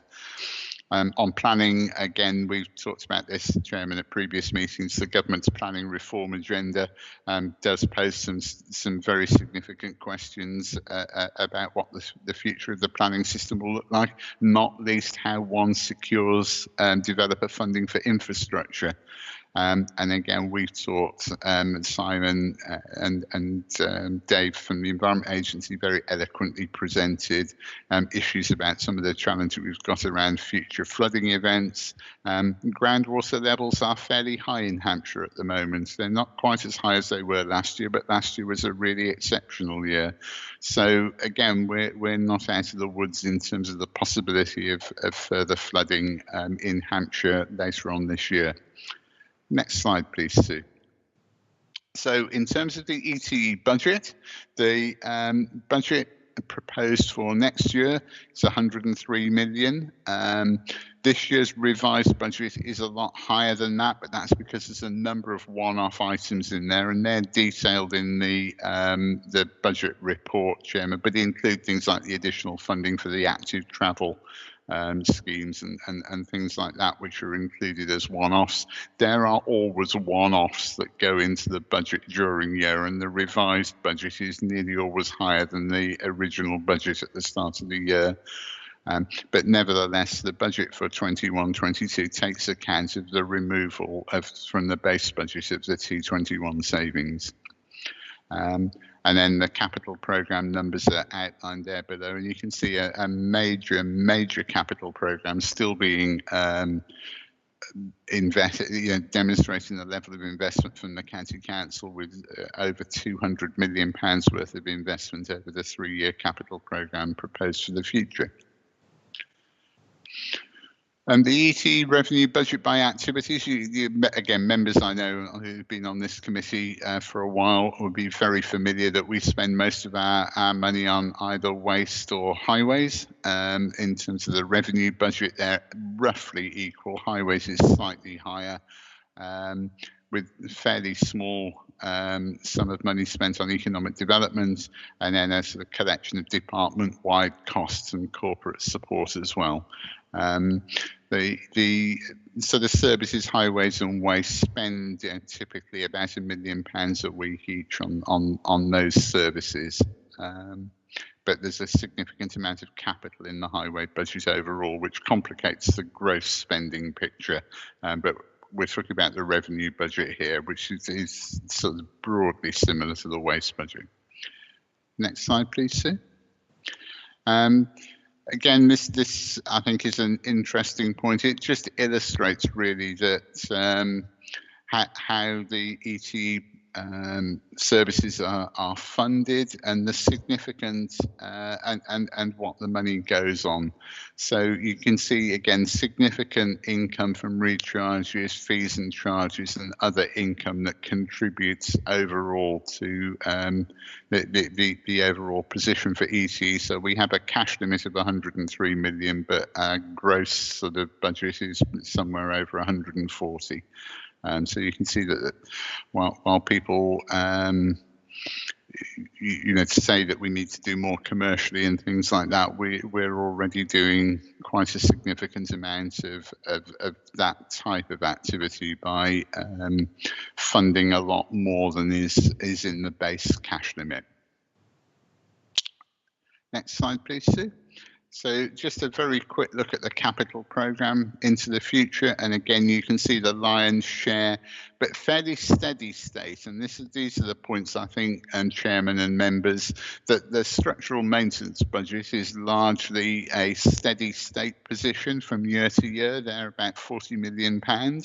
And the integrated transport budget varies very significantly. And that's all to do with the different sources of funding for integrated transport. One of the reasons why that looks like, particularly in 23-24, is because the government haven't committed any additional funding to the local growth fund that's administered by the local enterprise partnerships. Hampshire's traditionally done very well in attracting funding for transport schemes from the Solent LEP and the Enterprise M3 LEP, but they don't have any money to award for new schemes yet and are awaiting the Chancellor's 3-year spending review.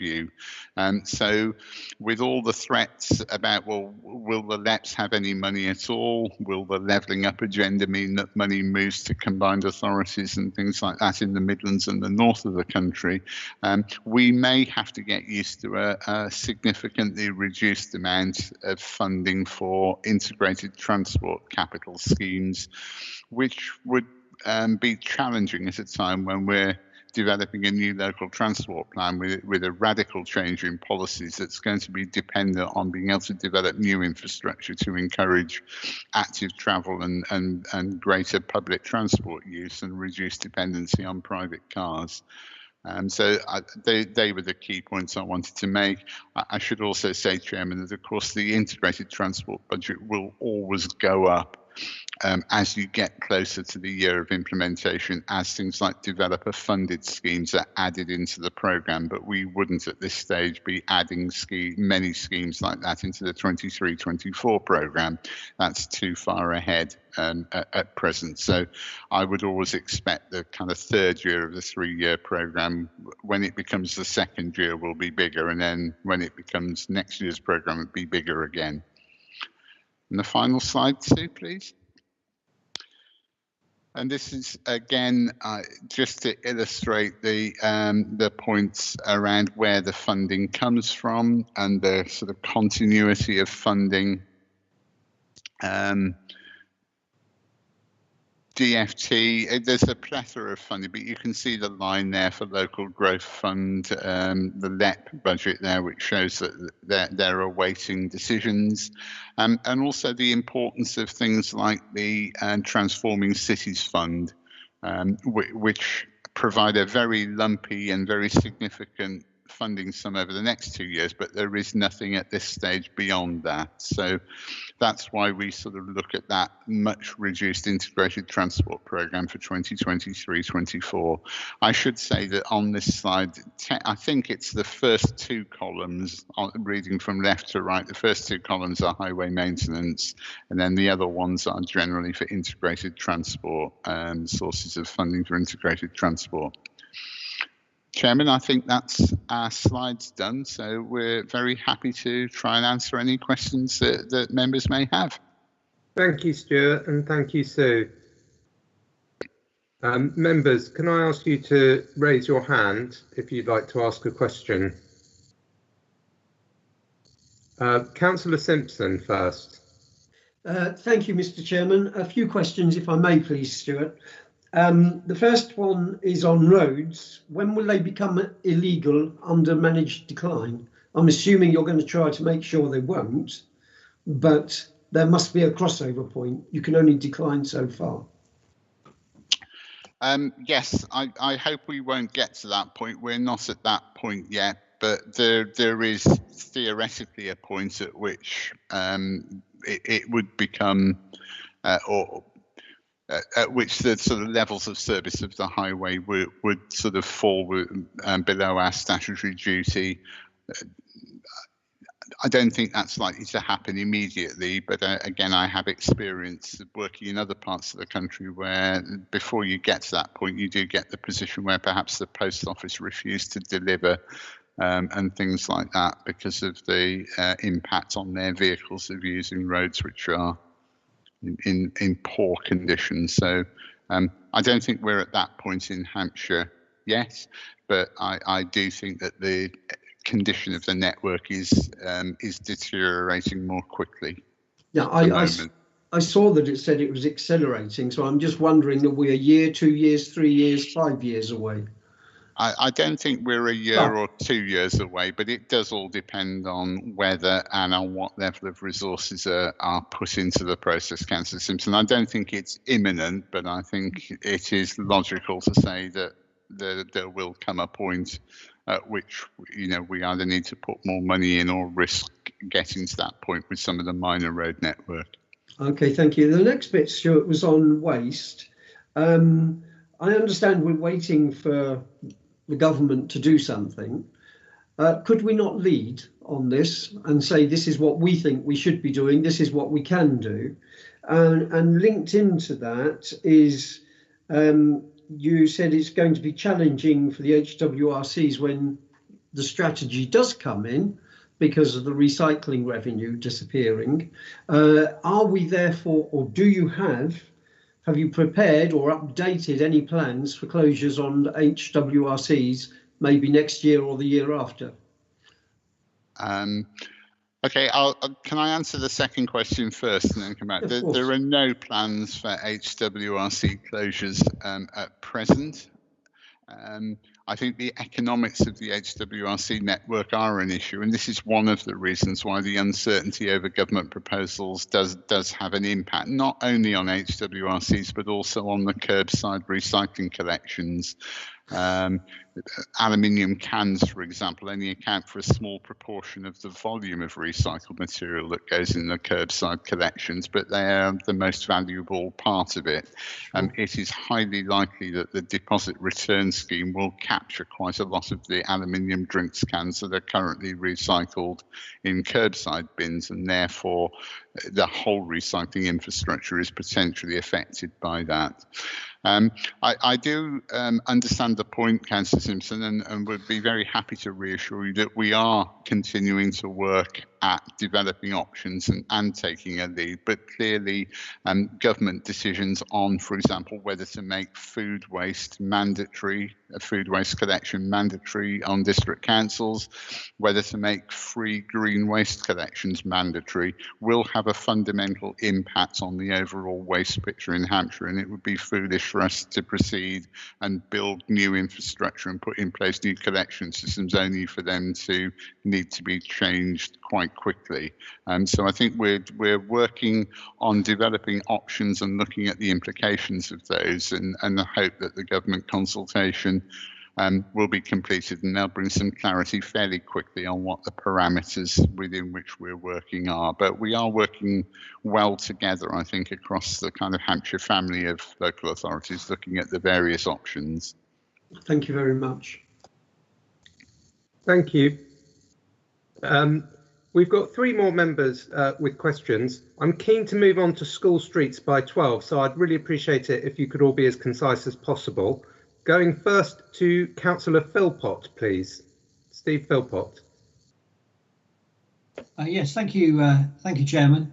The report, your report, Mr. Jarvis, is a blizzard of numbers, and so I don't want to get into all of that. What I wanted to find from you was just a general answer to the question. I read the other day that the government are currently budgeting this year for, I believe it was £12 billion to subsidise buses to be running around virtually empty as the last few 9 months, 10 months or so, and subsidising these bus routes. Now, of course, bus routes and buses have to run at a profit, but of course, at the moment, there probably isn't a single route anywhere in the country that's running at a profit. Now, we as a county council subsidise some of these bus routes. During this pandemic, has the amount that we've had to spend on subsidising buses gone up? Has it gone down? Or has it stayed about the same?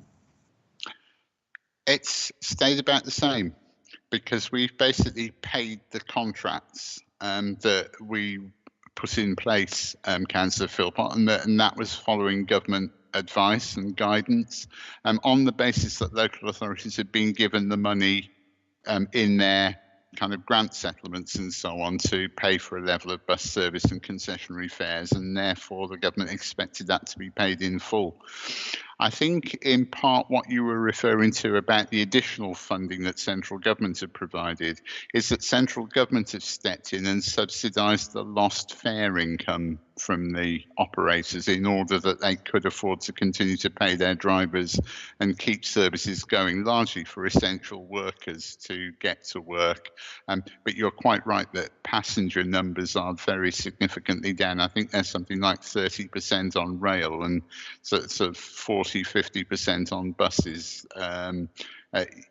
You know, at the moment, possibly lower than that on buses at times during the pandemic.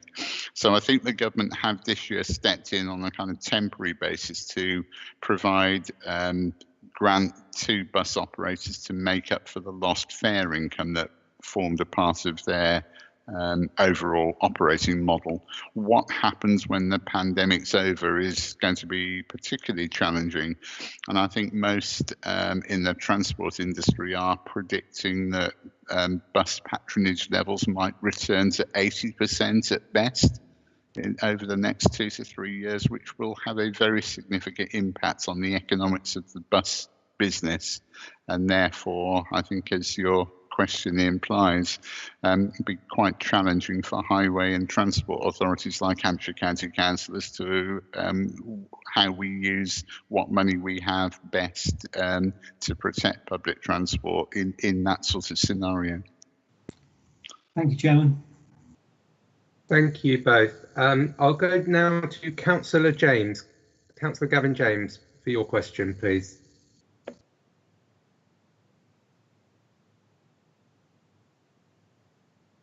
You're on mute, I think.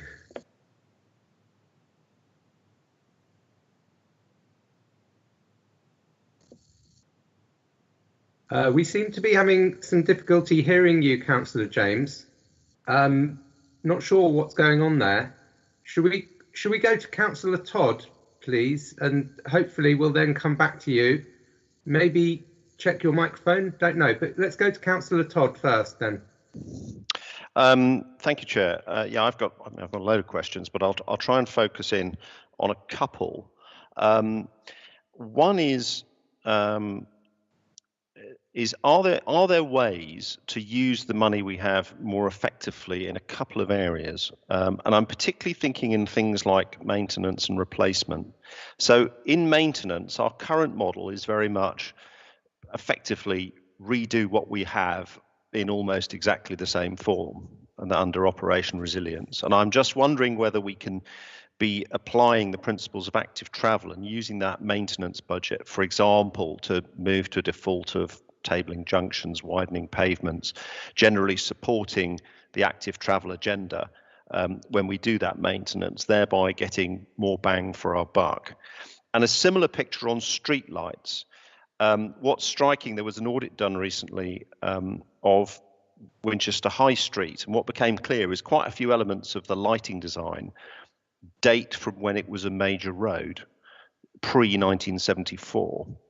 And if there was a proper thought through scheme that said this is a pedestrian area, it needs pedestrian lighting, and because it's a heritage area we might want to highlight certain buildings and statues and things like that, it's quite possible that we could actually end up with a system that was cheaper to operate, more appropriate to the place, and went beyond the idea of just saying here's an old sodium lamp, let's put in LED, but actually had a sort of redesign effect to say, particularly where we're pedestrianising and we're changing the use of roads, that there's an opportunity to do things more cost effectively and better at the same time. So I suppose those are my two main questions. I'd happily talk about bus recovery plans and food waste, but I'll take those offline. Thank you. I'll try and be brief, Chairman, because I know at times moving on. I think, Councillor Todd, in principle, I don't disagree with you about either of them. On Operation Resilience, I would say that at the moment, the maintenance backlog is so significant that spending maintenance money on improvements at the same time is probably a luxury that we don't have, although wherever an Operation Resilience scheme is due to be, is programmed to happen in the vicinity of improvement works, we always look to try and combine the two and get as much efficiency out of it as we can. And similarly with the street lighting point, I do completely accept the point, but I think we're in a position at the moment where we are stretching our budgets as far as possible to maintain the basic service. I think if we have the luxury of being able to do a comprehensive redesign of a scheme and re-provide stuff, then I think undoubtedly you're right, there might be efficiencies to be gleaned in future operation, but they would need to be offset against the initial higher cost of doing that work. And I suspect at the moment, given the financial position we're in, that's not really a significant option.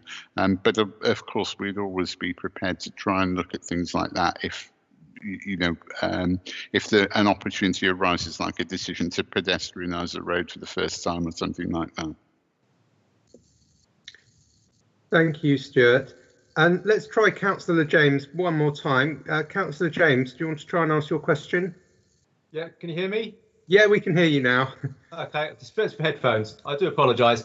Yeah, the first question relates to page 16, paragraph 30. I think Councillor Simpson mentioned it, the managed decline of the roads. What was interesting there, there's some survey that suggests that we as a council have gone from being the top quartile to the second quartile. And in a declining field, we're declining faster and harder than anyone else. And so I couldn't understand why we are doing so much worse than other authorities.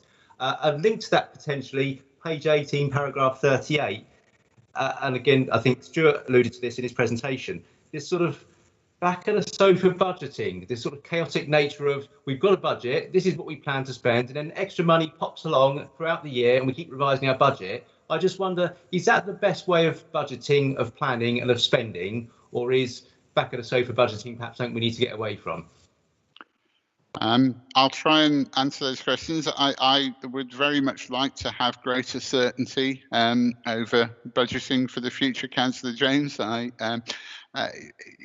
National government are particularly, I think, guilty at times of announcing additional funding, often at very short notice. It's welcome, of course it's welcome to get more money, but the pothole fund is a classic example of that, where I think every year we sort of get an announcement in March for money to be spent that year.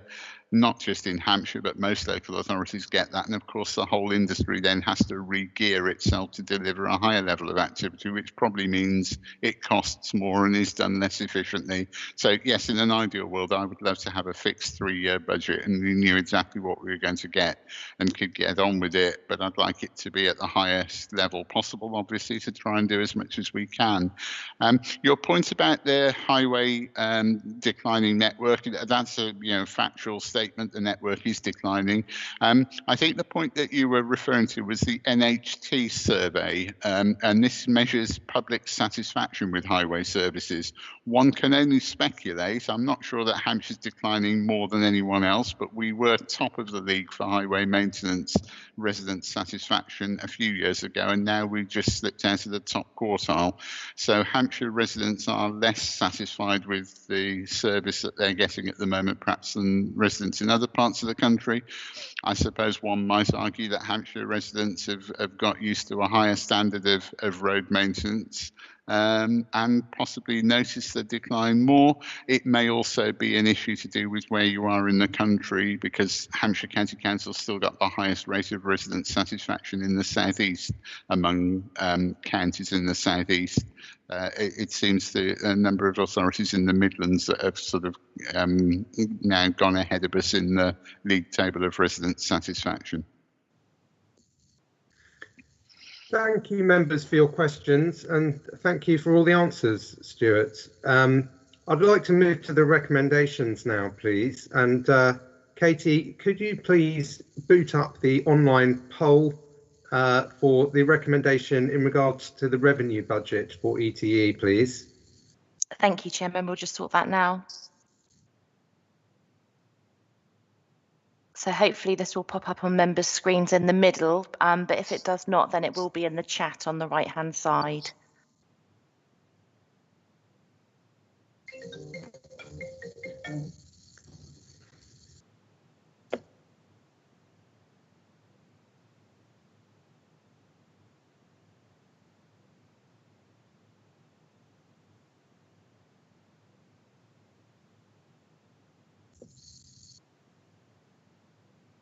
Yeah, we Hopefully members can see that. Brilliant.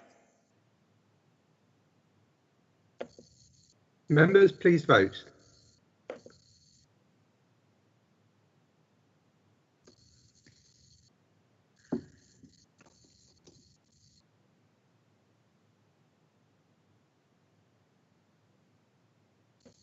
I think everyone has voted there.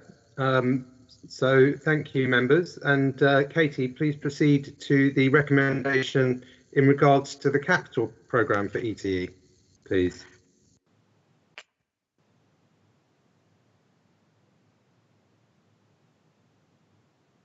Okay, that one's just launching now.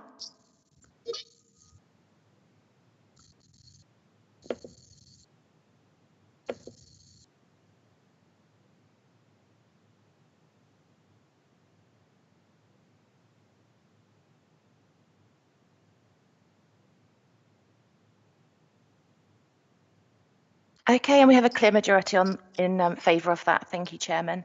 Thank you very much, Katie. So both recommendations have been supported.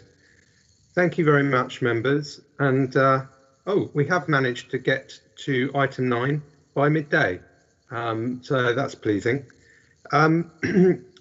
We asked Nicola Waite to come back to the committee in January once the plan for the pilot scheme for the school streets had been worked up a bit more. And so I'm really pleased that Nicola's here today to give us a presentation about the school streets pilot plan. So I would like now to hand over to you, Nicola, to take us through your presentation, please.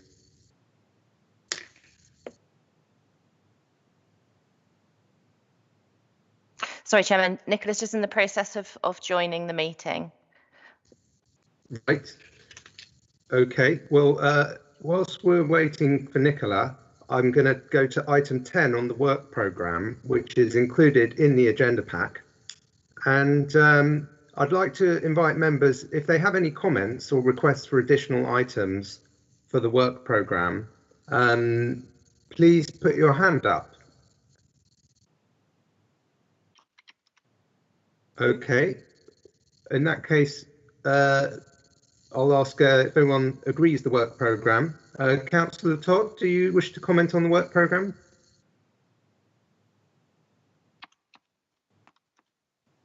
I think you're on mute there, Martin. Something that Stuart Jarvis mentioned that perhaps we'd think about, which is bus recovery at some point, feels like something that should go on the agenda. Public transport post-COVID. Yes, I mean, I think that's a good suggestion. Katie, please make a note of that. Okay, well, if there's nothing else, I will assume that the work programme is approved for now. But as I always say, members, if anything comes into your head as something that we should be scrutinising, please feel free to drop me an email and copy it to Katie. So that deals with item 10. So has Nicola Waite joined the meeting? Yes, Nicola is here, Chairman. Great. Okay. So can we now hand over to you, Nicola, to hopefully take us through your presentation on school streets, please? Yes, thank you, Councillor Oppenheimer. I've just flagged Katie that Andy Kettlewell's meant to be co-presenting with me. Are you able to invite him in? Yes, I think Andrew's here, Nicola. Oh, fantastic. Yeah, I'm here. Thank you. Good. What a relief. Okay, I will share my screen, so just put a few PowerPoint slides together.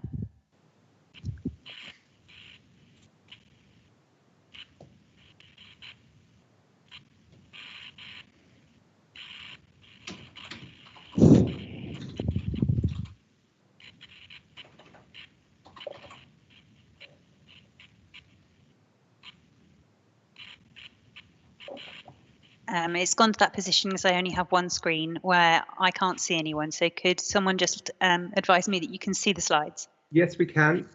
Thank Please you. go ahead. Okay, so we've been asked to come back and give a bit more detail on the proposed school streets pilot and have an opportunity to discuss a bit more detail around those today. Just as a recap, this went to the October 2020 Select Committee, and before that, the motion was taken to County Council. there is the YouTube video link there if anyone wants to go back and have a look at that. But as a reminder, a school street is a road outside of a school with a restriction on motorised traffic at drop-off and pick-up times. And this applies to school traffic and through traffic. And the aim is to have a safer, healthier and more pleasant environment for everyone. It's about modal shift, not particularly about road safety, although it may have some benefits there. The aim is to improve air quality in the vicinity of schools, enable a greater level of active and healthy travel for children and their families. As I say, provide a safer and more pleasant environment, assist with social distancing in the short term, and create a better road safety environment for children and build confidence with others. Since the October Select Committee, we've established a working group between ETE, Children's Services, Public Health, Legal and Insurance. And through this group, we've developed some criteria for inclusion of schools in the trial, which Andy's going to take you through in a moment. We've pulled together a GIS map to look at all of that information in a more strategic way related to the criteria. We've completed a long listing exercise of the schools, understood more about the legal and insurance requirements for school streets, and developed an evaluation and monitoring logic model. We've also learnt from Southampton City Council's experience, as they're ahead of us and have already delivered a number of trials. There is a recording of that actually available because we held an event in November last year as part of Transport Planning Day, where you can see them talking through their experience. So I'm happy to share a link to that. We've also been allocated around £66,000 from the Active Travel Fund, Tranche 2, towards this programme. Of that overall fund, we achieved 95% of what we were aiming for. So, 66% is not 100% of what we're hoping for this measure, but it will go most of the way. So, trial and what that would look like in Hampshire. Well, this is going to depend on the location of the school, and that would be decided at the shortlisting stage. But in all likelihood, the school streets would be a temporary prohibition of motor vehicles, and that would be using barriers and cones and trained volunteers from the school community who would be in place to manage the closure and reopening, and also escort vehicle access at walking pace where absolutely necessary. So the engagement that would happen with the residents who live close to a school or businesses, if that was applicable, would strongly encourage people not to make the journeys in the short period in the morning and the afternoon. But if they had to, then they could be shepherded through by one of the volunteer team. And that would also go for school staff, for example, if the school car park entrance was inside the closure. An alternative option could be a 24-hour, 7-day-a-week closure, where the school is, for example, at the end of a cul-de-sac. So this wouldn't require volunteers because it could be achieved with more physical measures, like a bollard or something like that, but it would only be applicable in very limited sites. So this is our programme, our proposed programme for the trials. I should say, I think it's probably obvious to everyone that this is going to be very much dependent on the pandemic and COVID this year and the implications that it has for schools. But this is our proposal. We've got a preparation stage where the trial schools are chosen. The type of scheme would then be decided by location, so we'd go into more detail, and Andy's going to cover the pass-fail criteria today, but we've also got a lot of considerations that would need to be considered when we get to that stage. We would undertake baseline monitoring, which would include traffic counts around the school sites, and also we're hoping to have a number of control group schools so we can see whether the impacts of the trials are from the trial or from other outside influences. We would develop resources and engage with the parents and the wider community, including residents and businesses. That's really crucial to this type of programme ahead of the trial, and address any issues raised as appropriate. The second stage would be to test the school street. So we would train the volunteers, complete all the relevant risk assessments and equality impact assessments. And then ahead of the school summer holidays this year, we'd intend to have a test closure day or a week to iron out any immediate issues that arose. The intention would then be to hold the full trial after the school summer holidays until around October half term, with monitoring and evaluation, and then report back on the findings and decide the next steps. I'm going to hand over to Andy at this stage. Great, thanks Nicola. Hello Councillor Oppenheimer, hello all. I will try and request control of the There you go. PowerPoint presentation. Excellent. Right, on to the criteria for selecting trial schools. Obviously, there's a lot of schools in Hampshire, and we could have a large number on the list. So we're proposing to have a sort of phase sifting approach to filter the schools in terms of suitability. The main one I'm going to go through is what we're terming the pass-fail criteria, which will sift most of the schools out, will be the main filter. I should start by saying that the first pass-fail is really, we've only included at this time schools that have either approached the County Council for support, for social distancing support during the COVID lockdowns, or that have approached the County Council in the past requesting for some form of road closure or school street. We haven't done a sort of a county-wide advert, if you like, or advertisement as yet. But that does mean that the list is growing as schools seek support for social distancing.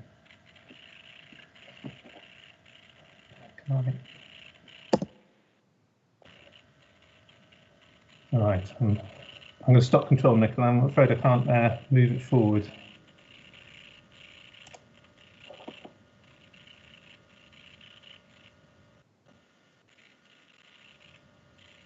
Great, thank you for that. Right, the first two bullet points here, these are the main pass-fail criteria. The first two bullet points are really relevant to the point I made on the last slide, where we're looking for interest from the school, and that's support from the head or governors, and including enough staff to manage this trial. And we're really looking to the school to help us provide the volunteers for the trial. And also the school are already engaged in travel planning measures. And that shows the level of interest and support in school street schemes. Obviously, we would seek County Council and District Authority support. That will be established as the filtering progresses. Access on a suitable road, well, that's a wide variety of measures there. Obviously, we want it to be on the public highway because that's what we have control over.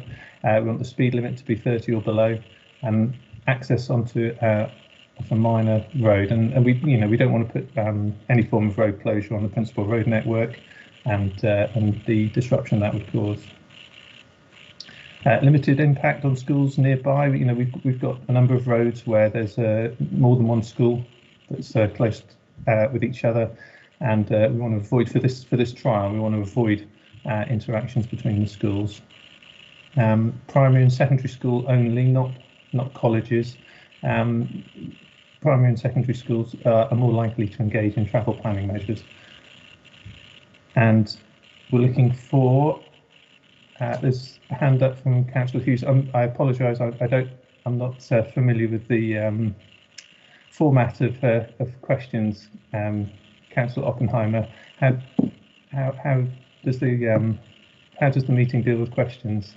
I can wait till the end. It's absolutely fine. Yeah, we'll keep going with the presentation, and then we'll have questions at the end. Excellent. Sorry, thank you for that. We've got another 5 minutes or so. Great. Right. Primary and secondary schools, not close. Yes. Hampshire County Council maintains schools.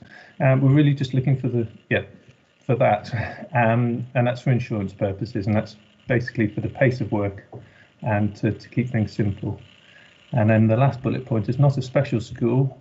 Now that sounds quite harsh from an inclusion point of view, but it's really that special schools have quite complex travel arrangements, particularly in lockdown. And for this trial, we're working at pace, and we're looking at a simple trial. And based on the result, the success of the trial, we will definitely try and include special schools going forward. Sorry, Nick, thank you.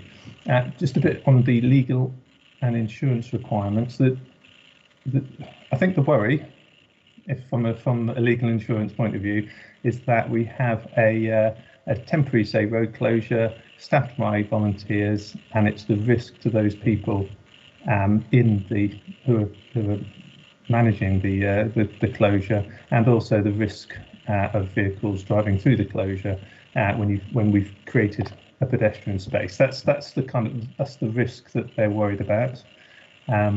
We've got experience from Southampton and other authorities, and also organisations such as Sustrans have developed risk assessments and training. So we're looking at those and applying those to the Hampshire situation.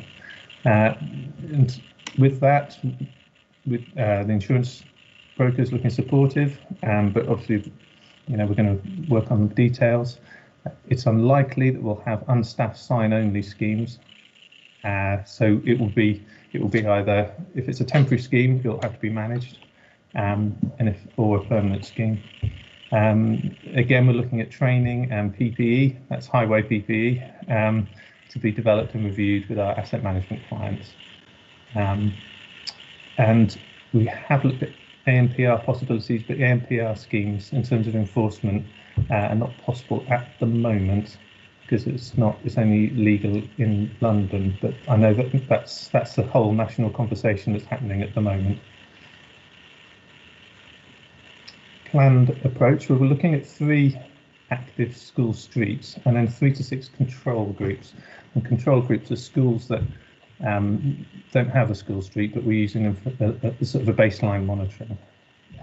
Again, how to motivate those schools for that is something we're thinking about. Possibly, we could offer the fact that they'd be next on the list if the trial is successful, but that's just an idea. We'll establish the project team. Timeline, January to March, engagements with the schools. Obviously, this was written before Christmas, so the schools are quite busy at the moment with, gearing up for testing all the pupils and the volunteering that requires. So, we're going to have to talk to the schools about that. And then March, June preparations, July, a trial week with each school prior to the summer break. That'll be a key date, and then the actual trials will be September to October half term, with review period afterwards. Right, so I've put this note up for questions, and the next step, we've got some bullet points there which we anticipated there might be some questions around, but I think this is the point where Nicola and I can try and answer. Thank you, Andy and Nicola, for the presentation. And I'll go straight to Councillor Hughes for his question, please. Thank you, Chairman. Andrew, Nicola, thank you very much for the presentation. The reason I flagged it, on that particular slide, I just seem to think that the criteria for selecting the schools was the wrong way round. And actually, you identify a whole series of schools that should not be considered appropriate for inclusion in the pilot. And so by the process of elimination, you will end up essentially with a list of schools that might be suitable and appropriate, but actually then the final point is, are those schools interested in undertaking the trial? And I suppose from my perspective, that would be a simpler and more efficient way of determining those that may be practical test beds for this particular trial. Any thoughts? Yeah, I think we picked up from the last select committee that there was definitely an emphasis on working with schools that were very, very interested in doing this. So I think we could certainly look at all schools within our big spreadsheet of suitability that we've been looking at. But because we can only end up picking 3 schools, we felt that it would be best to work with schools that we already have good relationships with and are already very well engaged, that would also be suitable for the trials. But yes, I mean, that could be an alternative way of looking at it. Thank you. Councillor White has a question. Councillor White, please. Thank you, Chairman. I have a serious problem in my division with 2 schools in Pennington, which are close to the village centre. There is an air quality, definite air quality problem with the site, and a severe traffic problem coming through the village, and using the route through the school on the school run as a rat run to avoid other traffic. I would be keen, if possible, for to be part of the scheme, and I was just wondering what considerations you would need to actually take it into account.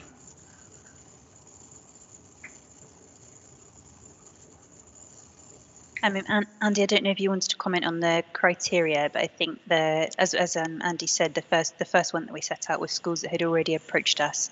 I think there's going to be a lot of interest in this for sure, and so we're keen to work with any school. But as the trial is only going to be 3 schools, for now we've limited it in that way. I don't know, Andy, if you wanted to offer anything on that. Well, I kind of anticipated members may want to suggest schools, and so I'm happy to.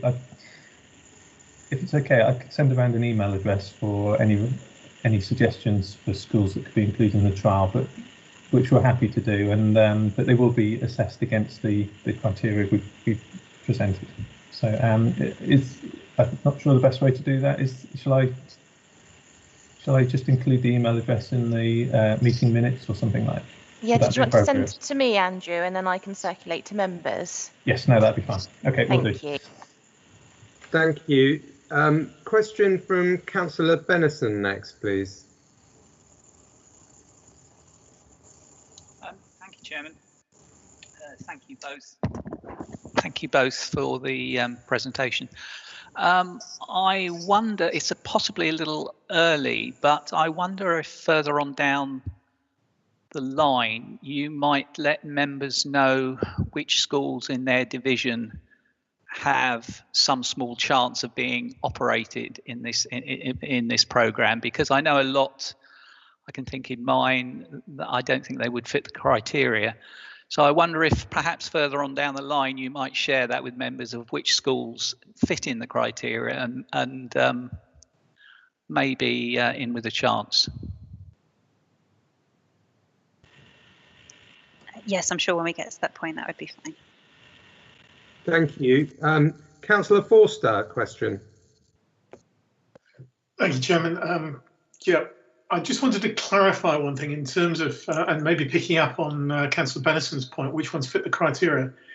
Since this is a road closure, I assume that it cannot apply when there's any residential properties that might need to be accessed or departed from. It literally has to be the section that the school is on with no other vehicular traffic or movements allowed at that point. Is that correct? No, that's not the case. It can be a street where there's residential access. I think there could be a worry that the residents would be not happy at all about this kind of approach, and that is why we engage, or we would engage very intensively with them ahead of a trial. I think what the experience has been in Southampton has actually been that the residents are quite keen on it, because it means that people aren't parking outside of their house to do the school pickup and drop off. So there has actually been quite a good amount of support there, and especially when it's allowed to settle in for a little while, and that's why you have a trial at all of these locations. Where there is a need, I think I said in the presentation, for someone to access, leave their property or come back in during that period, although it's discouraged, it is still enabled through the volunteer shepherding the car driver at a very slow speed back to their house. Okay, so thank you for that. That clarifies it. Somewhere like Courtmore School in Fleet then, which is at the end of a cul-de-sac, that road could be eligible. The issue is it would displace all the drop-offs onto the main road, which might be unacceptable. And that's something we'd keep a close eye on through the trials. Again, Southampton hasn't experienced people saying that there's been displaced, a large or significant amount of displaced parking in other areas. There will be a point at which it becomes not worthwhile doing that, and you would walk or cycle from home. But of course, there will be some people who would still need to use their car to get to the school. Okay. Thank you. Thank you. And finally, Councillor Withers has a question. Councillor Withers, please. Thank you, Mr. Chairman. Nicola, we have been corresponding about the North East and Aldershot South in particular. I mean, Alderwood School, primary school last year, they ran a campaign for 6 months with the various age groups in that school, putting together a team conducting campaigns locally with paintings and banners, trying to indicate to the local population the importance of safety for children going to and coming from school, both walking from the residential area, from North Lane to Holly to Hague Road, and outside the school. And in fact, they gave a presentation to 3 local councillors and myself and to the parents about speeding and parking and car obstruction in their road outside the school. And I'm sure that the head there would be only too delighted to be included in the trial, because again, this is not only about educating the parents, this is actually supporting and educating the kids that want safety in, meeting the criteria of cycling or walking to school. So I would like to see, as part of the criteria, that it's not all in one area, but we do have representations in the north, northeast, the middle and the south, if possible. Yes, thank you. I think if the schools are not already on the list, then I'd encourage you to just email them to the email address that Andy will put out in the minutes so that we can have a look at how they meet the criteria. Thank you both. Thank you. I'd just like to thank again Nicola and Andrew for the presentation and all of the questions you've answered today.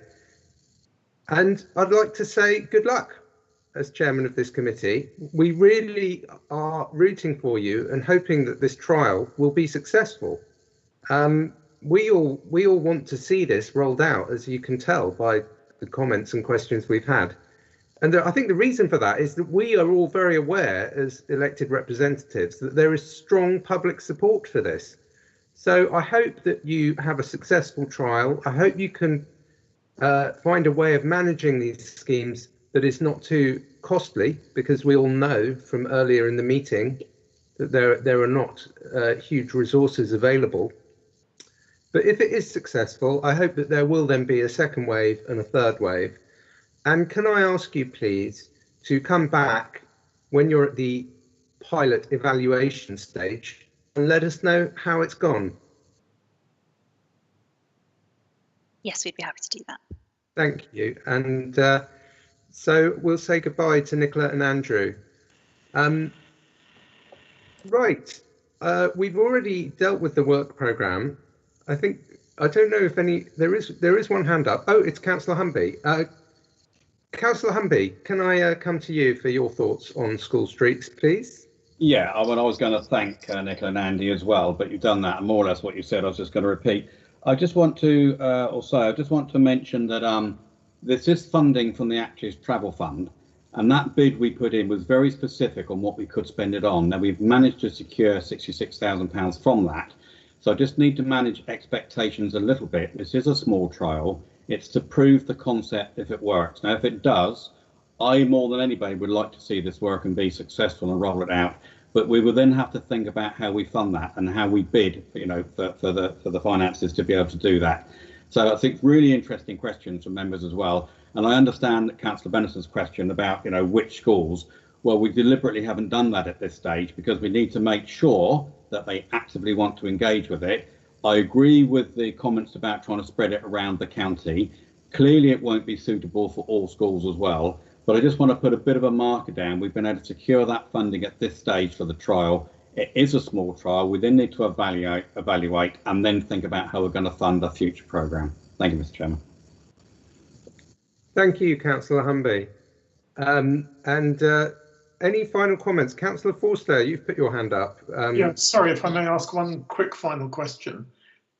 It's great, take on board what we're doing. We don't want a clamour for from residents or from parents, I guess, to do this. But is it something that we do actually want our members to promote, or do we just want to rely on the schools to deal with it themselves?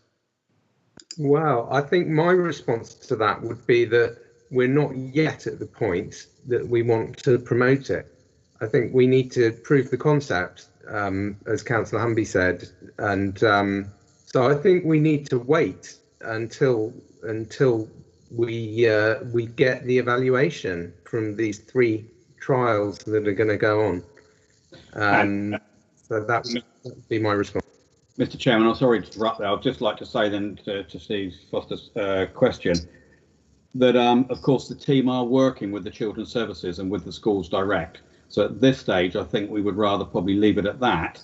And as the Chairman has quite rightly said, once we've then evaluated it and rolled it out and we see what the potential is for that programme, I think then the comments you make would be more relevant then. Yeah, thank you. Yeah. Thank you. So we've already dealt with item 10 on the agenda, so that brings us to the end of the meeting. I'd like to thank all of the officers who've presented to us today and helped by answering questions. And I'd like to thank all members and Councillor Humby for joining the meeting. And we do have a bit of a gap before the next meeting, but depending on what happens with election dates, we may call an informal meeting before the next formal meeting to discuss issues that may crop up that we feel would warrant a discussion. So I will be in touch about that over the coming months. So that's everything. Thank you very much, members, and see you all soon. Bye.